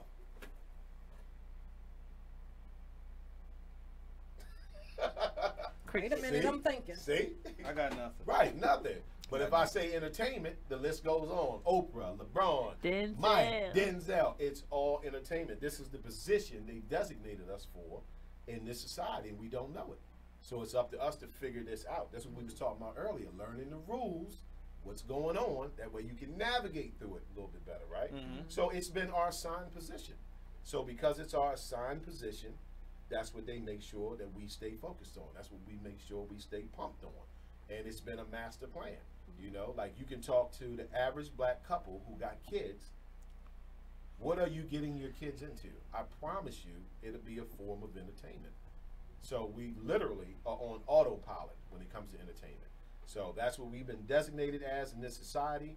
And that's why when you have people like LeBron who say something political, white supremacy steps up and says, listen, just dribble the ball. Okay? You're the entertainment. See how that works? That is so wrong. You're the entertainment. She did that, That's well, right. Kevin Because Durant. he's getting out of line. In the eyes of white supremacy, who is responsible for paying his check, they're saying, no, no, no. You get back in line. You know you're just the entertainment. Now, if you want to go out there and talk about, you know, the hip-hop concert and all that, that's fine. But you are entertainment. You get up here and start talking no political stuff. That's not what we hired you people for. We've never hired you people for that. We take care of all that. And that's why when there's a crisis, right, and then they're talking to people on the news, they'll be talking to different types of white people, right? We're here with city councilman, you know, Dave Peterson. Dave, what do you think about what happened, right? You know, then they go from Dave, we're over here with Senator, you know what I mean? And then they go, this is the CIO of AT&T, and she has an input. And then for the black people, we're here with Ja Rule. Let's see what Ja Rule thinks about what's going on here today. After Ja Rule, we're going to speak with Magic Johnson. See, that's how they get down. So the reason why we focus on entertainment is because that's what they designated for us. And we don't understand all the subliminal that goes into keeping us there. So our excitement because of that is more drilled towards entertainment versus something political. Now, if you can look at the science behind that, you never have to worry about these people ever really being your competitor, because all they want to do is have fun and dance and entertain. Yeah, and entertain. You know, that's just what we do. We're entertainers. So peep that, right? So this is why we are quick to get involved with dance trends versus, you know, politics. Right? You know, at least it's one reason. Right. It's actually many different reasons. Right? Yeah, definitely. You know, because like you said, there is the cultural thing also. Culturally, as a people, we do dance, we do sing. You know, so all they did was take advantage of something that was already there and just basically turn the knob up and said, don't even let them do nothing else. You know what I mean? Just keep them focused. Stay in your lane. Yeah, stay in your lane with entertainment. So with the LeBron situation, with her saying just dribble the ball, what everybody witnessed, what they didn't know, you witnessed white supremacy telling an entertainer, you stay in your lane as an entertainer. Don't you get back out of it. Or we're going to entertain ourselves and take your check from you. That's the game, you know. Crazy. You know, welcome to the BBD radio show, but that's the game. So I think that's why. I think that's why we don't have focus on it. And you know, there's a bunch of other reasons. You know, from we're not the ones educating ourselves. You get what I'm saying? So we was educating ourselves, even you know at home. You know, I'm not saying your child only gets your education, but you know, like we got to teach our children stuff at home to make them realize the matrix that they're in. You know, it's designed for you to entertain. You know, remember Dave Chappelle made fun of it on one of his stand-ups? And he was talking about the black kids. What stand-up was it? But anyway, what he said on the stand-up is, you know, like, all you black kids out here, you know, like, it's a life out here for you. You know, you don't have to be caught up in, you know, drugs and all that stuff. All you got to do is entertain these white people. You can get out there, get you a basketball, a baseball, or something. Yeah, and you know, he was being funny, but he was trying to give you a political message, like, that's your position. You That's know the what I mean? reality of it. That's the reality of it. If you can entertain them and make them laugh, make them smile, show you can throw a football 100 yards on one knee or shoot a jump shot 4 feet behind the three, you know, like, you know, you stand a chance at getting some paper. And I'm not knocking that. Get it how you can get it. You know what I mean? But just understand the reality that they're going to give you a much fairer shot at that than they are at you trying to be city council. You understand what I'm saying? Or trying to, you know, teach something to your people. You know, your position is to be an entertainer. Remember back in the day, Prince came out on the award show and had slave written on the side of his face? So he was trying to tell you that. You know, and see, we look at Prince, it's Prince, right? But how did Prince see himself? Slave. Yeah, he had it written on the side of his face. You get what I'm saying? So it's a matrix. So anyway, that's my take on it. Let's just keep it moving. Number 5. Why is growing up without a father so common within the black community? Y'all quiet today. No, listen. I'm being very courteous to the ladies. Why is it so common in our communities? Well, I'll start this one off. Again, it's the design of how they put us this way, because they broke up the homes to basically divide and conquer. Right. So they, like they said, they put the drugs in the neighborhood to basically conflict the black man with his own desires. So when you do that to a person, you give him a drug of choice, you give him alcohol in this corner, drugs in this neighborhood, then you give him the drugs to him, then snatch him out the neighborhoods. So now it becomes a trend now. So most of the fathers are selling drugs, alcoholics, dope fiends, crackheads. I mean, everything that's drug stricken, the black man has became. Right. So it leaves the black woman to basically raise the kids on their own. Okay. All right. Ladies, y'all both have children, right? Just to add on to what Dirk said, I mean, and then yes, they put half of them in jail. That's what I was as thinking. well. So, Right. I mean, you have a lot of black fathers That's the locked what do they up call who that? can't do anything for their School children. to prison pipeline. That's what they call it, the school to prison pipeline. You know, they pipeline black kids straight from school into prison. You know, which is slavery. That's slavery. Okay. Why do you think, Ms.Janice? Being that you have a different background. Which is not bad. Which is not bad. Not bad. Right. Say the question again. Why is growing up without a father so common within the black community? That's a tough one. Tough one? That is a tough one. Yeah, I don't think it's a one single shot answer. Yeah, I think there's a lot of factors there's a lot that of go factors into involved. So what could we say that would be general, like a general answer to that? I gotta leave that up to you. I would say a general answer to that is it's so common because we accept it. Well said. It's become acceptable in our Yeah, it's community. become acceptable. We accept it. You know what I mean? Like it's not a tragedy like it should be. You know, if it's a black woman raising her children by herself, it should be a tragedy. But it's not. And we make light of it too. Right, that's what I'm saying. Both sides, the men and the women. Like the women, black women just look at it like, it just is what it is. You know what I mean? Like, you don't do nothing, I gotta make it happen. Which is how she's supposed to take it, right? You know? And then the black dude is just like, hey, she got it. You know, like she's straight. You know what I'm saying? Like, it's terrible. But I'm just saying it's not being viewed as a tragedy. And I think because it's not being viewed as a tragedy, it's not a lot of effort being put forth to change it, at least not that I know of. You know what I mean? Yeah. Because I can't really speak on it. But there are other factors that are involved, you know, like, for instance, you know, the welfare system. You got to understand the welfare system was designed also to break up black families, you know what I mean? Because you're going to offer a young black girl who got kids the possibility to have her independence card, her apartment and all that. And that's exciting for her. She's got a child, you know what I mean? She's at a mother's house dealing with stress. And you say the only requirement is the father can't come. That's why the only is that requirement. though? You do know why that is. I know why, but why? Like, because there is strength in family. If you allow the black family to stay together as man, woman, and children, there's a certain strength that is born out of that white supremacy cannot break. They figured that out. You understand what I mean? So a black man could be in this world and be treated like a peasant until he comes home. When he comes home, his woman may treat him like a king. And here, he's king. You get what I'm saying? Well, that's enough to continue to, I'm just using one example, right? That's enough to continue to build his stamina, to make him feel like I can achieve some things. Because even though out in this world, I'm being treated like shit, but when I go home, my woman makes me realize I'm king. And because of that, it refuels me to go back out in this world every day and work even harder to get her in a better position. Okay, so they know that. So you can't allow that to happen. It's hard to oppress a people who have family structure. So the family structure had to be broken up. And one of the ways they did it was welfare, because there are lots of white people on welfare, like farmers, and part of the requirements is not having to make the husband leave the home. That's what they do for poverty areas, right? Blacks in particular, but then you also have to do it with whites and Hispanics. That way it doesn't look like it's just for the blacks.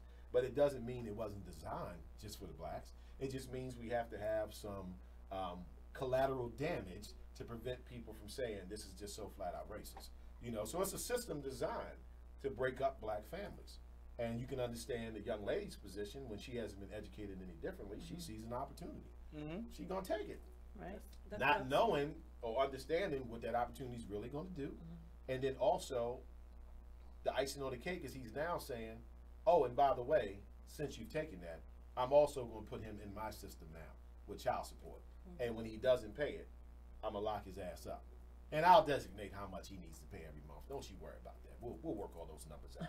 See, it's a system designed to prevent that black family because it's strength within the black family. No matter what religion any black person claims, right? Islam, Hebrew, Christianity, Buddhism, Hinduism, or whatever. The one thing that we all unanimously agree on is that a family that prays together stays together. All right? Let's go to break. We'll be back. Black Body Band Radio Show. Stay with us. This is getting good.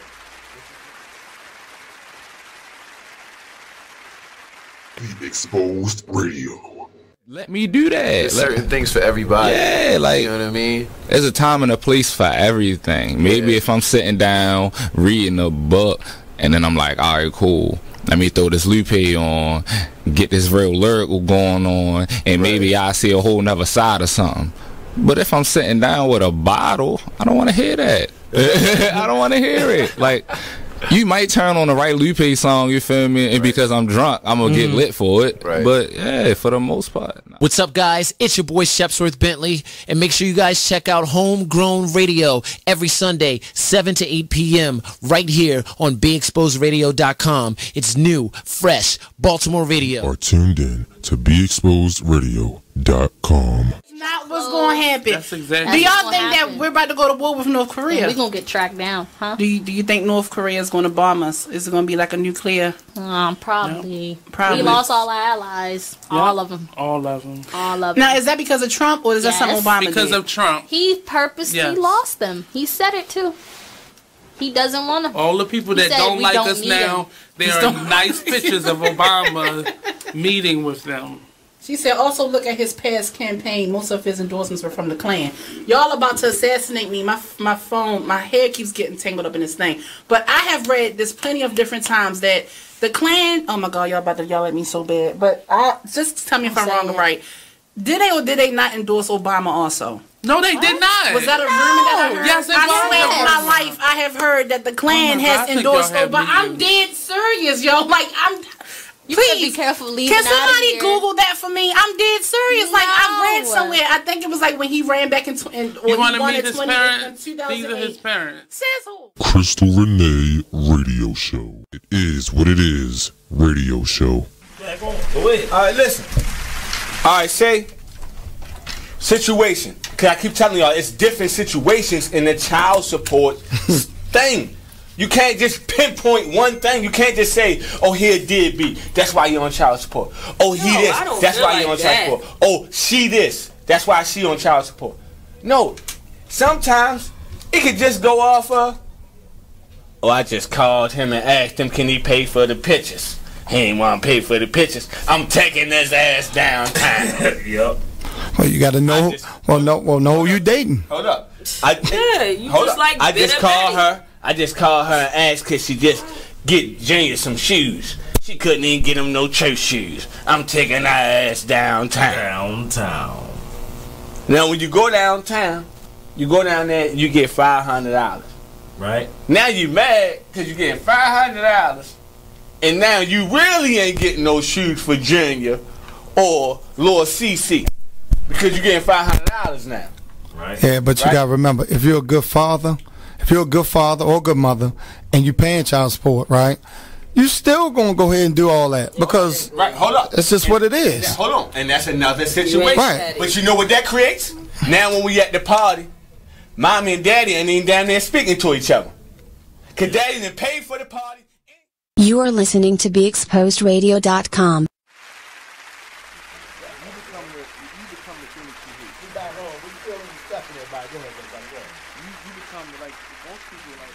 That are woman beaters.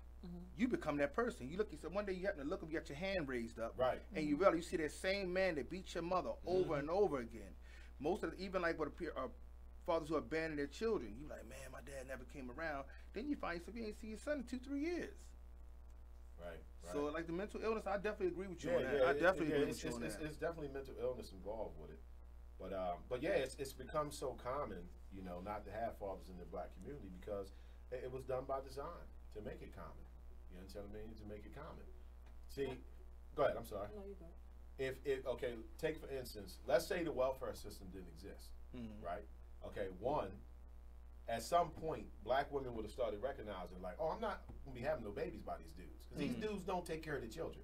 You get what I'm saying? But because that back door is there, see, it offers, you know, okay, if it happens, I'll be fine. I'll just go get you. You understand what I mean? But if that wasn't there, you have to be accountable. Right. So that's what I'm saying. It's not in place to help. It's not in place to help. Now I'm not knocking it because it does help the people who use it correctly. But they knew it would be a larger percentage of us that it would hurt versus the ones who actually use it for a stepping stone. You know what I mean? So it's factors that go into play to keeping that. And then, you know, the black man is up against the struggle of staying free every day he walks out his house. See, the black woman doesn't face that. You know, like y'all, of course, deal with things, but I love the way Dr. Anderson said it. If being a black woman in America is a common cold, then being a black man is cancer. You understand what I mean? See, me and Yogi can walk down the street and end up in jail half hour later because we was two black men who fit the description. You get what I'm saying? See, black women y'all don't have to worry about quite that. You get what I'm saying? So all of those factors are in play also as to like why black men just can't seem to get it together. The one thing we're not considering is it's a system that was designed to prevent black men from getting it together. See, we don't have that understanding. All we have is the understanding that, well, some of them get it together, but if you look at it, they're in the minority, right? So to me, that leans more towards proving that the system's designed to hold black men down. Now, in that process, he also gave us the excuse. So he gave white people the excuse, he gave black women the excuse, which is they're just being lazy, right? They're not trying hard enough, so forth and so on. But think about that. Think about all the dudes who like are hustlers or drug dealers or whatever. Like, you can't be lazy and do that. It's a very dangerous game. You understand what I'm saying? So that means you got black men that are putting their life on the line in order to try to provide, because within this society, they know the society's only going to give them crumbs unless they conform and do whatever white supremacy says you need to do, which is go to my school or, you know what I mean, come to this job and act this way, so forth and so on. And everybody don't do that. Everybody like, I'll go my own route, you know what I mean, and get this money myself. So it's a lot of factors in play, but I think it has become way too accepted. Go for it, Ms.Janice. And just to add a little bit on to it, a lot of the younger fathers too, especially the ones that grew up without a dad, they need a lot of teachings on it, because a lot of times they think, you know, they buying a child something or they spending time with the child. They think, you know, because they never had any of that, they think that's, you know, acceptable. So a lot of times they missing out on a whole lot. So a lot of them need teachings. That's help why I them always be better say dads and our better education. fathers. We have to provide education ourselves, even if it's not on a level where you have a charter school. But that'd be great, right? But I'm just saying what you teach your kids, right? And I think what happens is, as parents, we get so caught up in this rat race of society, right? We go to work, pay our bills, you know what I mean? Make sure the kids is good, so forth and so on. The system is designed to make you stop learning. Okay, so like once we get into that, a lot of us don't learn nothing no more. It's just our routine. We take our vacations, you know, we party, we hit the bar, we make sure the kids is good, house is clean, so forth and so on. But all spare time is spent entertaining ourselves. Why? Because we work so hard. It's completely understandable. You know what I mean? You work so hard, you want a reward. But it's also a trick. Do you get what I'm saying? It's a trick. It's a trick to make you justify not learning anything else. You sit and say, hey, look, I work hard, you know what I mean? Which is 100% true, but it doesn't mean you still shouldn't be learning some stuff that you can teach your children. What it does mean is you are putting 100% faith in a white supremacy school curriculum that is going to teach your child how to make it in this world. And it's just not true. And I also think it's just not true. also think the mothers need a lot of teaching as well. Yes. Because they have to remember too that they don't know how to be the dad either. Right. So stop trying to tell the dad what they need to be doing to be the dad. True. I like that. A lot That's of moms true. are doing that as well. So That's true. They That need is some very true. teachings too. Right. Now check it out. I'm going to tie all this in, right? Now, what she was saying and what I just said, right? Okay, so imagine a black family being able to stay together. Those teachings happen because it's the black man that comes with those teachings. Nobody's path is rougher than ours. So we've learned more and we know more things to do to navigate through it. Not going to happen though, because you as a black man ain't allowed to be there with her unless you just up on your feet and you can just pay all these bills straight out. Other than that, he's not going to let you be there. Not only is he not going to let you be there, but he's giving her a weapon. Her weapon is now going to be child support. And we've all seen it. Well, I tell you what, if you don't bring my son back by 7, I'm going to call the police and get your ass locked up. See? Weapons. He's giving them weapons. You get what I'm saying? So, again, none of that can happen if you don't have the black man and the black woman together. Can't no teachings going on. She's left to fend for herself against all the elements, and then he goes back into the world even trying to scratch his name in anything. You get what I'm saying? And it's complete chaos. It's done by design. Done by design. What's up time check, Eric? Okay, all right, we're going to another break. Man, we got a lot of breaks today. All right, we'll be back with the next question after this break. Stay tuned. Black Bottom Band Radio. Hey everybody, check out what you missed on the one and only Be Inspired radio show. Now here's one little speech I'm going to give you before I get into the next article. Here's what I want to tell you. Still,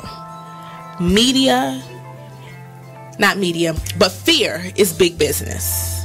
Fear is big business. I'm not telling you not to be alarmed by what you're seeing. I'm not telling you not to be concerned.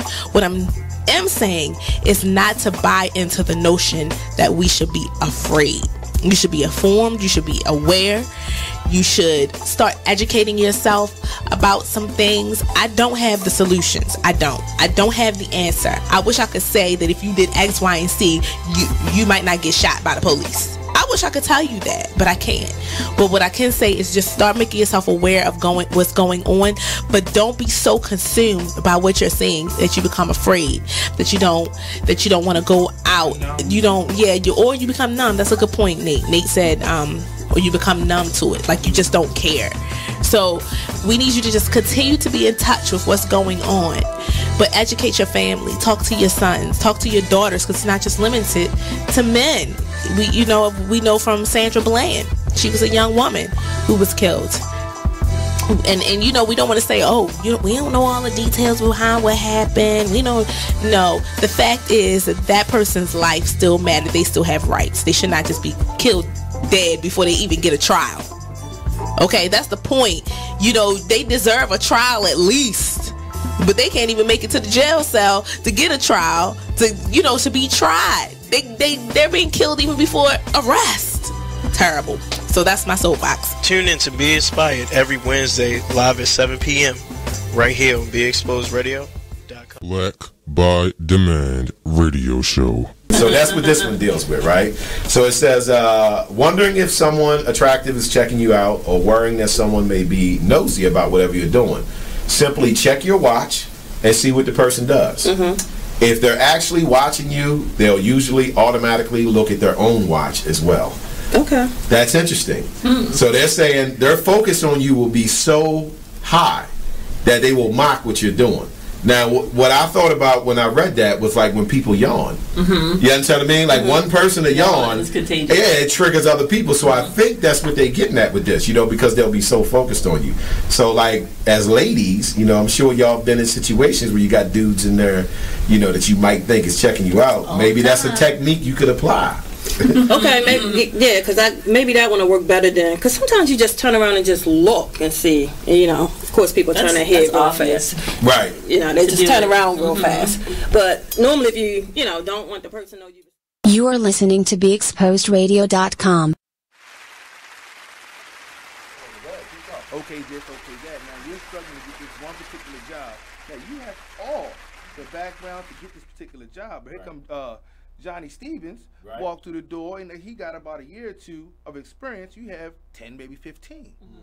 But his stature and color gets him through the door. Now you come home depressed, upset, trying to come in and getting consoled. First thing she says is, get back out there. Right. You know what I'm saying? It's no consoling no more. If I can do it, you can do it. Right. There's no more a sensitive touch. We're like, look, we can fight this together. Let's sit down and go through the one as together. Right. It's no unity. It's now. Yeah, exactly. Because she doesn't quite understand your struggle. Right. Because she's a victim, just like you, but her victimization is slightly different. Yeah. Part of her victimization was tricked. for her to lose track of what you actually deal with. Because when she had track of that, she was your backbone. You get what I'm saying? Like a black man is powerful when a black woman is supporting him. You get what I'm saying? Because we need that.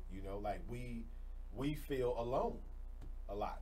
You know what I mean? Like we feel alone. Like we feel alone because people are not seeing that they're not letting the black man move through society like they're letting the black woman. And because of that, it's putting blinders on some black women where they thinking that maybe you just ain't trying hard enough. Yeah. And there's always people who fit that mold, but I don't think that's the overall Kodak snapshot moment of black men. I think black men are out here trying, you know what I mean? But we not discussing what they up against. So yeah, end of the day, it's just become too accepted by us, So that's something I guess we need to have more conversations about. How do we change it? Well, education. Yeah, education. That's the best way I can sum it up. Education. We got to start educating ourselves on the reality of this society. Society doesn't want you to do that. Definitely. and I use one of my teachers in my way of life. It's called the 4 Matters. To have knowledge of the situation. Once you have knowledge of the situation, you can call the person to that knowledge, and you can explain it to them. For opening recant that knowledge and acting upon it. First of all, you got to act upon that knowledge you have an understanding of, and once you're acting on that knowledge, you can call that person to it because they understand who you are. They see what you're doing. You have knowledge of it. Then the most important part of this is being patient with that person, because most of us, he ain't got it. Right. You know what I mean? She's taking too long. You know what I'm saying? He's stupid. We don't wait on the greater goal. As okay, it might take me maybe 6 months to learn one quote from him. But I'm hoping that he is patient with me in that quote and helping me understand that and don't give up on me. Right. Because I'm not grasping like she might grasp it within 2 weeks. Right. You might grasp it in the first sentence. You might grasp it because I'm slower. Don't give up on me. That's the problem with us nowadays. We're giving up too fast on these kids. You know what I'm saying? He's honoring and push him to the side. Right. He's okay. He can get it. You know what I'm saying? At the end of the day, you must be patient with everything you do. And a lot of us in this community, in this design, we are not patient with our own people. True. And it's sad. True. It's sad. Yeah, we definitely got to teach them something other than what they learning in school. Oh yeah, Christopher Columbus. We gotta give them might get a Thurgood Marshall. Right. You know what I'm saying? Gotta give them some black education, right? You know what I'm saying? But we ain't like one of the first Cowboys. What was his name? Butch Cassidy. I think it was Butch Cassidy. One of them. I think he was actually black. I think. I'm not sure. I don't know, we can't that right fast, fellas. But it's the dude. It's one a good friend of mine named on Facebook named Marco Polo, and he constantly posts a lot of videos about different black men and different people who created a lot of things, and they're getting overshadowed. Right. You know what I'm saying? Because they don't want people to know what we have accomplished. Sure. You know what I'm saying? Definitely. Shout out to Marcus, y'all. Big up. All right, let's move on. Question number 6. Why do we call each other the N-word but get upset when white people do it? That's like set that right there. Can I go first? Let's rock on this. Can I go first? Go for it, brother. The problem, it goes back to the slavery times when it was used as a derogatory word at first because we look at lesser than, very ignorant, very misunderstood. So when after a while, if I keep calling you Johnny and I keep calling you Johnny, eventually they'll stick over the time. So nigga became the point where you dumb nigga, you a stupid nigga. Right. And then it became habit. You know what I'm saying? Okay. It evolved from a derogatory word into a hip word. But see, the difference is when the other race calls us, it's deeper than the white people. I just seen on these videos, they Mexican, they anybody Chinese. Yeah. I seen in Houston. Everybody says it now. Yeah. I seen in Houston. I seen in Houston the other day. It was a Chinese dude in the store. He called that man every nigga under the sun. Right. Right. Okay. And it's becoming as now it's becoming more of a hip hop thing now. To where, you know, in all the songs, my nigga this, my nigga that, my nigga that, but it all stemmed from the hate and the injustice to us, and it's became like just part of society now. But do you think that us taking ownership of it kind of takes the power out of when other people say it? I do, and I'm gonna you get know my what I'm that, saying but with I that, want to like, let y'all, you know. when you accept it and you own it, it's like it holds no power over you. Well, one more thing, if I he knows a friend of mine, Mackie from down the street. Mackie was cool as a fan. There was another dude, white boy, I can't remember his name. You just sent me a friend request. Off top. I told him, I think his name was Phil, at the bottom of the hill. I think it was Phil. And I explained to him one day, I said, look, I understand you want to fit in. I understand. He's around us all day, every day. But the concept of you doing this in our neighborhood will not save you in the next one down the road. And I'm not going to save you because you say, what's up, my nigga? And they looking at me and they looking at you. Right. I'm going to have to give you the benefit of the doubt, either run or duck and roll. Duck and roll. But it's sad, but I blame, and I got to be 100, I blame us for our ignorance and allow it to go this far. Okay. All right. Ms.Janice, why do we call each other the N-word but get upset when white people do it? I don't know exactly why we call each other the N-word, but my opinion, why we get upset about any other races doing it is because none of these other races know the struggle behind that word. Okay, like, nobody know the struggle but us. Right, true. Oh, very good one. True. Because, you know, a lot of black people do take offense to hearing black people use this word. You know, and I definitely get both sides of the coin, you know. But for me, white people are not allowed to use it. It's just the rules, right? Because you created this word and you used it in a very derogatory fashion towards us. And it's got so many other things attached to it. It's got slavery attached to it. It's got Jim Crow attached to it. It's got actual physical killings, and you know, it's a horrible thing, right? Now, as far as us using it, I don't have a problem with it. You know, like I have a problem if you use it in the wrong settings. You understand what I mean? Like it's not a politically correct term, so I don't expect you to be in public. You understand what I mean? Just acting a fool, but. You know, I have a street background. I come from the streets. Yogi come from the streets, right? So, you know, this was love in the streets, right? And the reason why I don't think we should get rid of it is because, first of all, you got to understand this, and this is what black people don't know.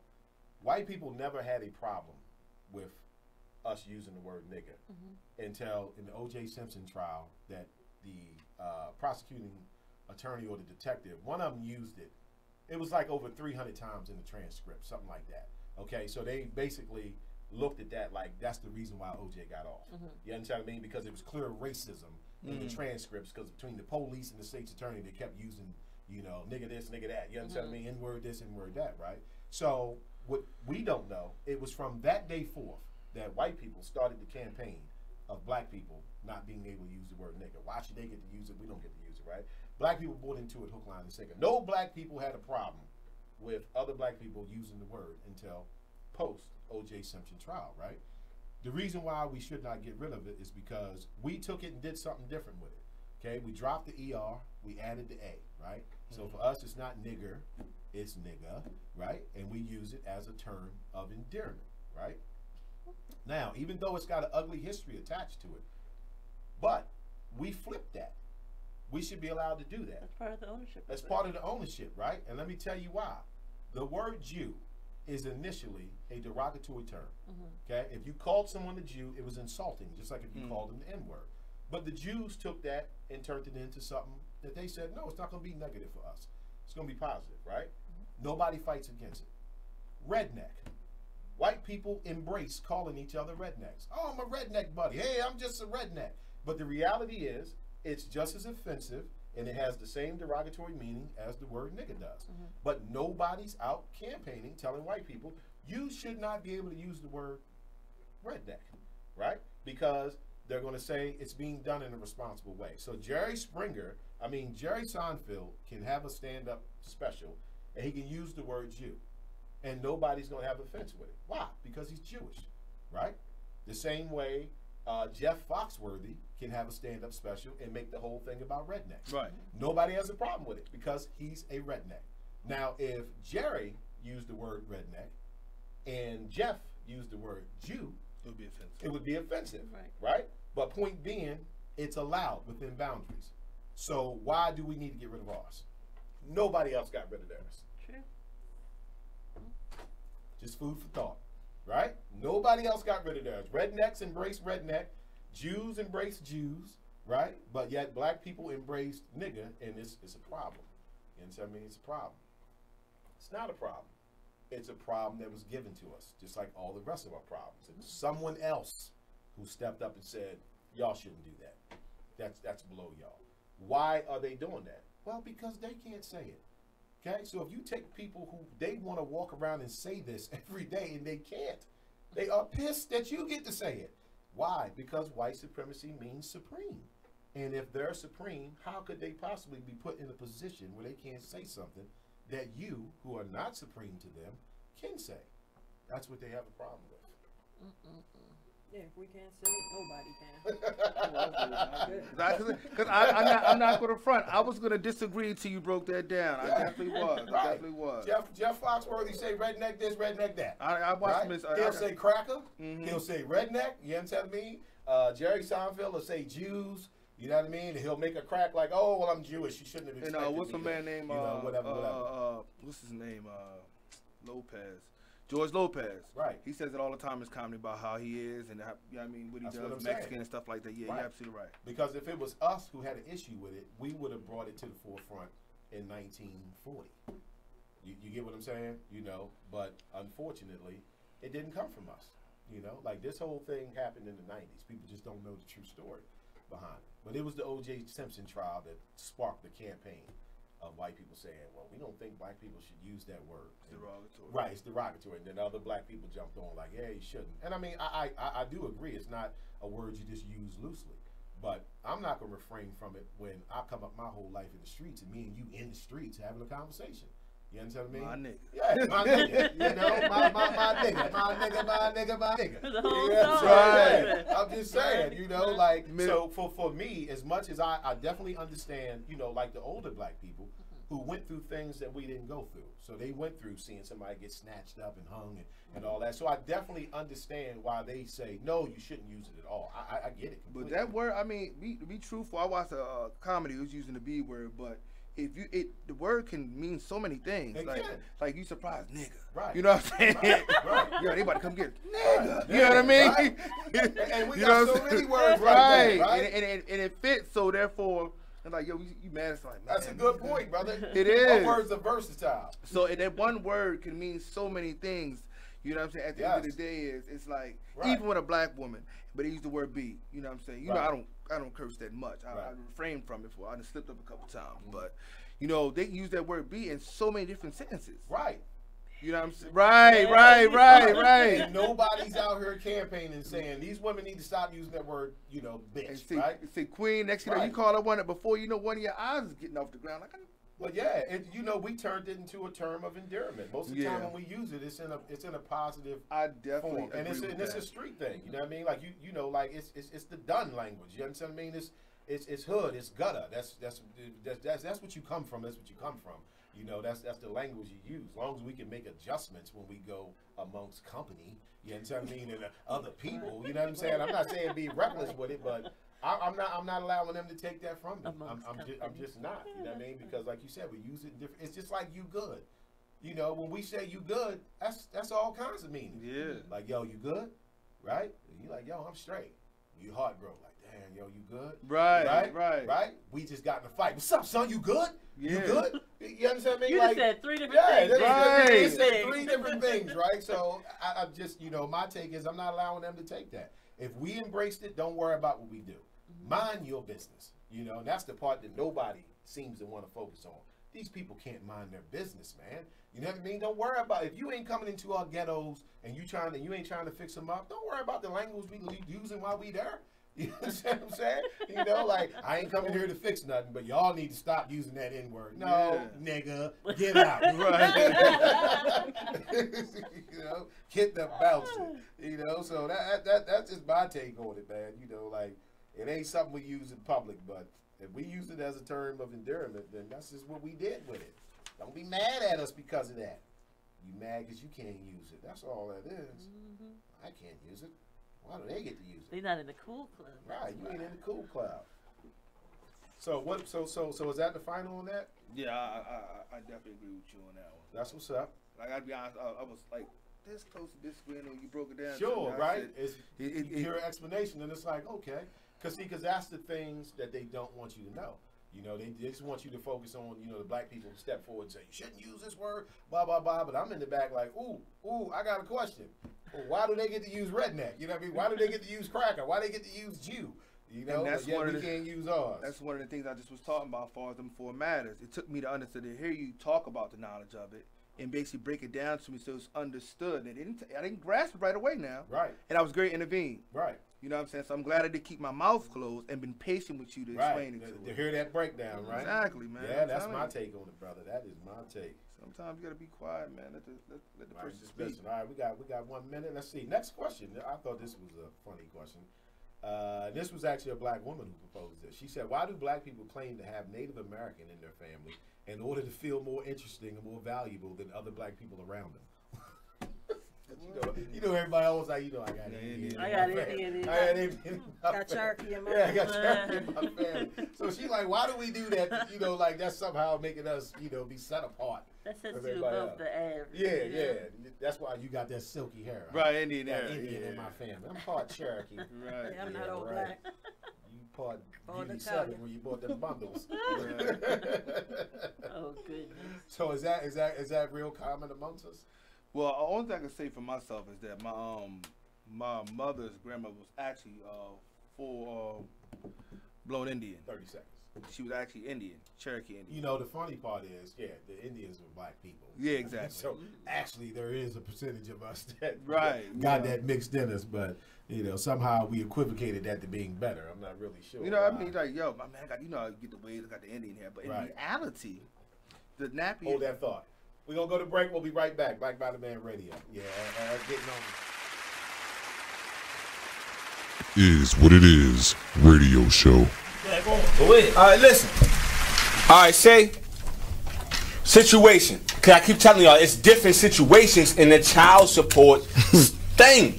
You can't just pinpoint one thing. You can't just say, "Oh, here did be. That's why you're on child support. Oh, he this. That's why you're on child support. Oh, she this. That's why she on child support." No, sometimes it could just go off of, "Oh, I just called him and asked him, can he pay for the pictures? He ain't want to pay for the pictures. I'm taking his ass downtown." Yup. Well, you got to know. Know who you dating. Hold up. I just called her and asked could she just get Junior some shoes. She couldn't even get him no church shoes. I'm taking her ass downtown. Now, when you go downtown, you go down there, you get $500. Right? Now you mad because you get $500, and now you really ain't getting no shoes for Junior or Lord CC because you're getting $500 now. Right? Yeah, but you got to remember, if you're a good father or a good mother, and you're paying child support, right? You still gonna go ahead and do all that because hold up. It's just what it is. Hold on, and that's another situation. Right. But you know what that creates? Now when we at the party, mommy and daddy ain't even down there speaking to each other. Cause daddy done paid for the party and he done came out of pocket this month with $600. Right, that's your child. Be mad. Listen. He shouldn't be mad, but he also has another child with his wife. That's on him. Okay, go ahead. He got another child with his wife. Okay. Right. And you're taking away from him. And they taking away from him. Well, he should have kept it in his pants. Exactly. Should have kept it in his pants. Stop complaining. Stop complaining. Stop complaining. You on some whole, he on some whole other shit over here. He on some whole other shit. I'm gonna tell you.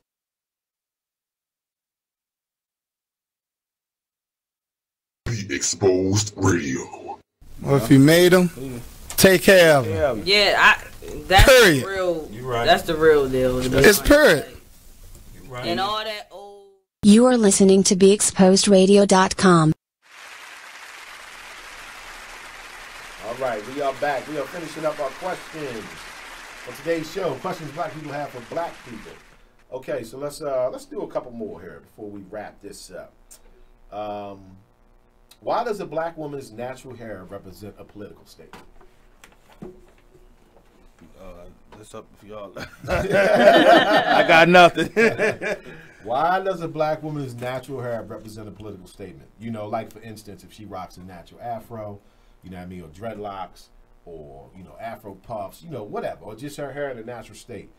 Why do we see her as making a political statement? And why do white people see her as making a political? White people damn sure don't see that as a political statement.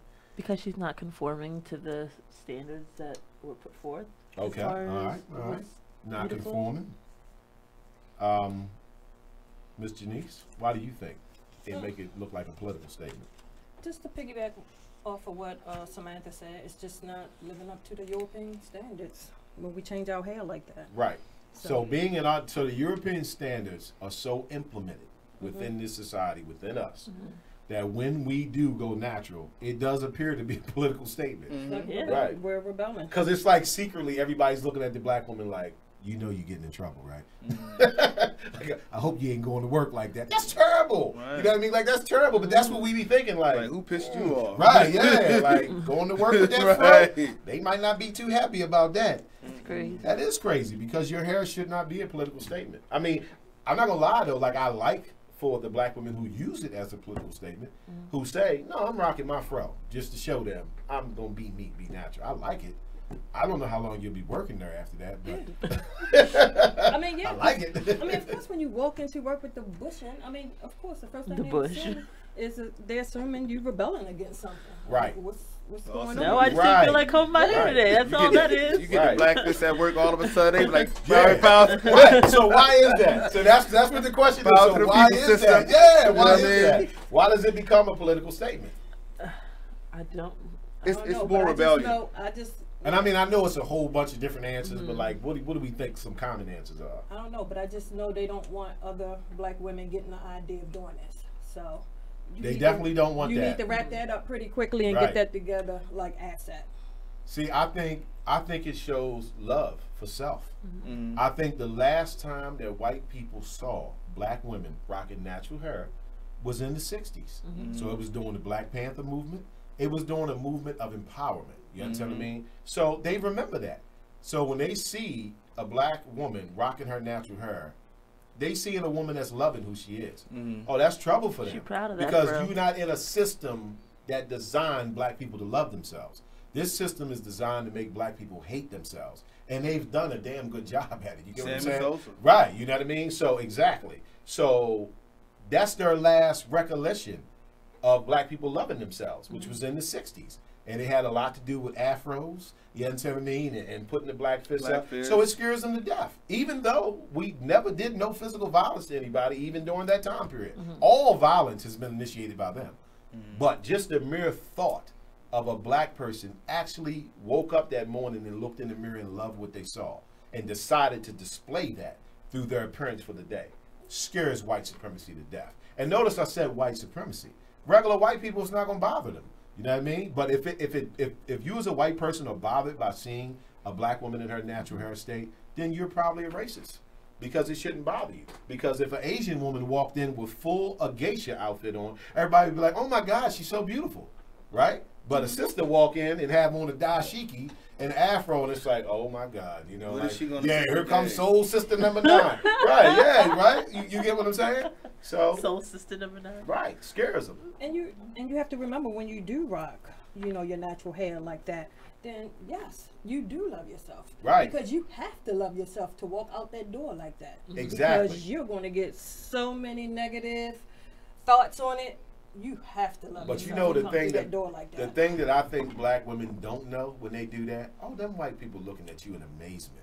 See, it's a queen status. It's something about a black woman in her natural state, rocking her fro, you understand what I mean, her afro puffs, her dreads or whatever, it signifies queen behavior. And they don't like that. You get what I'm saying? They much rather you fall up in there with some of them bundles that they sold you, you understand me, so forth and so on. And I'm not knocking that, but I'm just saying, this is what the intimidation is coming from. You looking like you love yourself today. And we didn't teach you that. Where'd you learn that from? That's crazy. Who you been talking to? And I You have been to- watching Malcolm X videos? Yes. What you been doing? See? That's what's going through their mind. You feel me? You loving yourself today. I have to agree with that. Every time I do wear my natural hair, like, it's like every last one of them stop me. Mm-hmm. They all stop me. They all have a compliment to give. Right, yeah. Because that's what it really is. Everybody's in awe. Really, everybody's looking like, oh my God, like, Shorty is beautiful. You understand what I mean? But they don't know how to express it that way. So it comes out in different manners. But, and, you know, like, I'm sure other black women look at it, you know, they might not be able to do it, but they appreciate the black woman they looking at who did it. You know, She like, got girl, I balls. can't do it, but I feel you. You know what I mean? It looks good, right? Every time I see one, I be like, you look beautiful. They just be like, thank you. Right. I mean it. You gonna get these bundles, but you do what you gotta do, sister. All right, so let's wrap up this last question, right? We got 1 minute. So here's number 10. Do you really believe black is beautiful, or is it something you just say? Nah. Oh shit! Now, Black is beautiful. do you really believe black is beautiful, or is it something you just say? I believe black is beautiful because it has its greatness. I believe Right. that wholeheartedly. You believe it too? Yes. I definitely believe black is beautiful. But I'm not convinced that, you know. That we believe it. Yeah. Okay. I'm not totally convinced. Well, of course, I definitely believe it. You know what I mean? I can't think of any better color. I definitely believe black is beautiful. And I think every aspect of who we are is beautiful. The good, the bad, the ugly.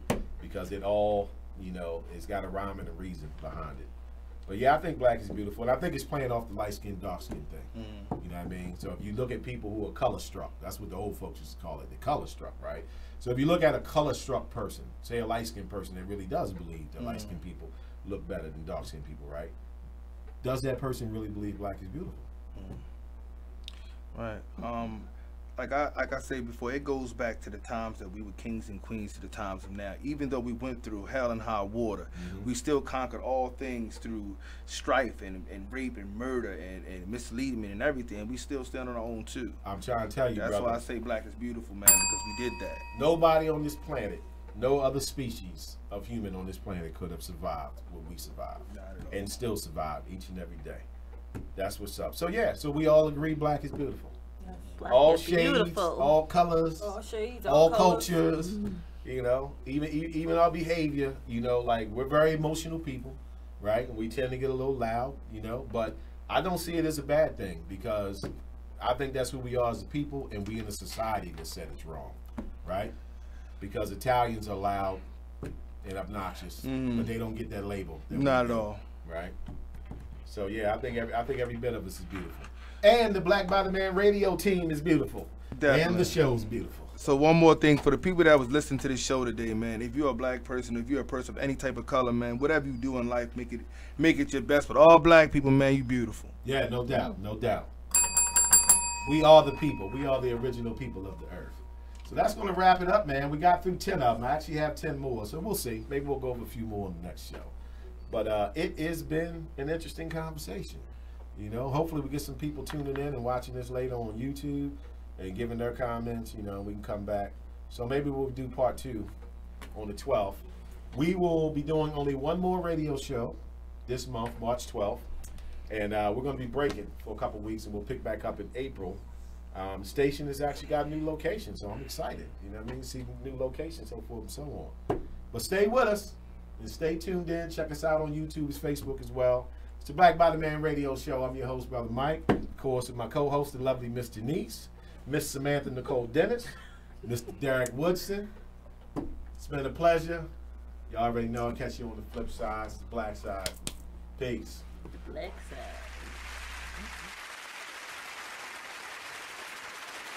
Black by Demand radio show. 2 years ago. If you broke that bike and it don't work, that's on you, brother. I suggest you get that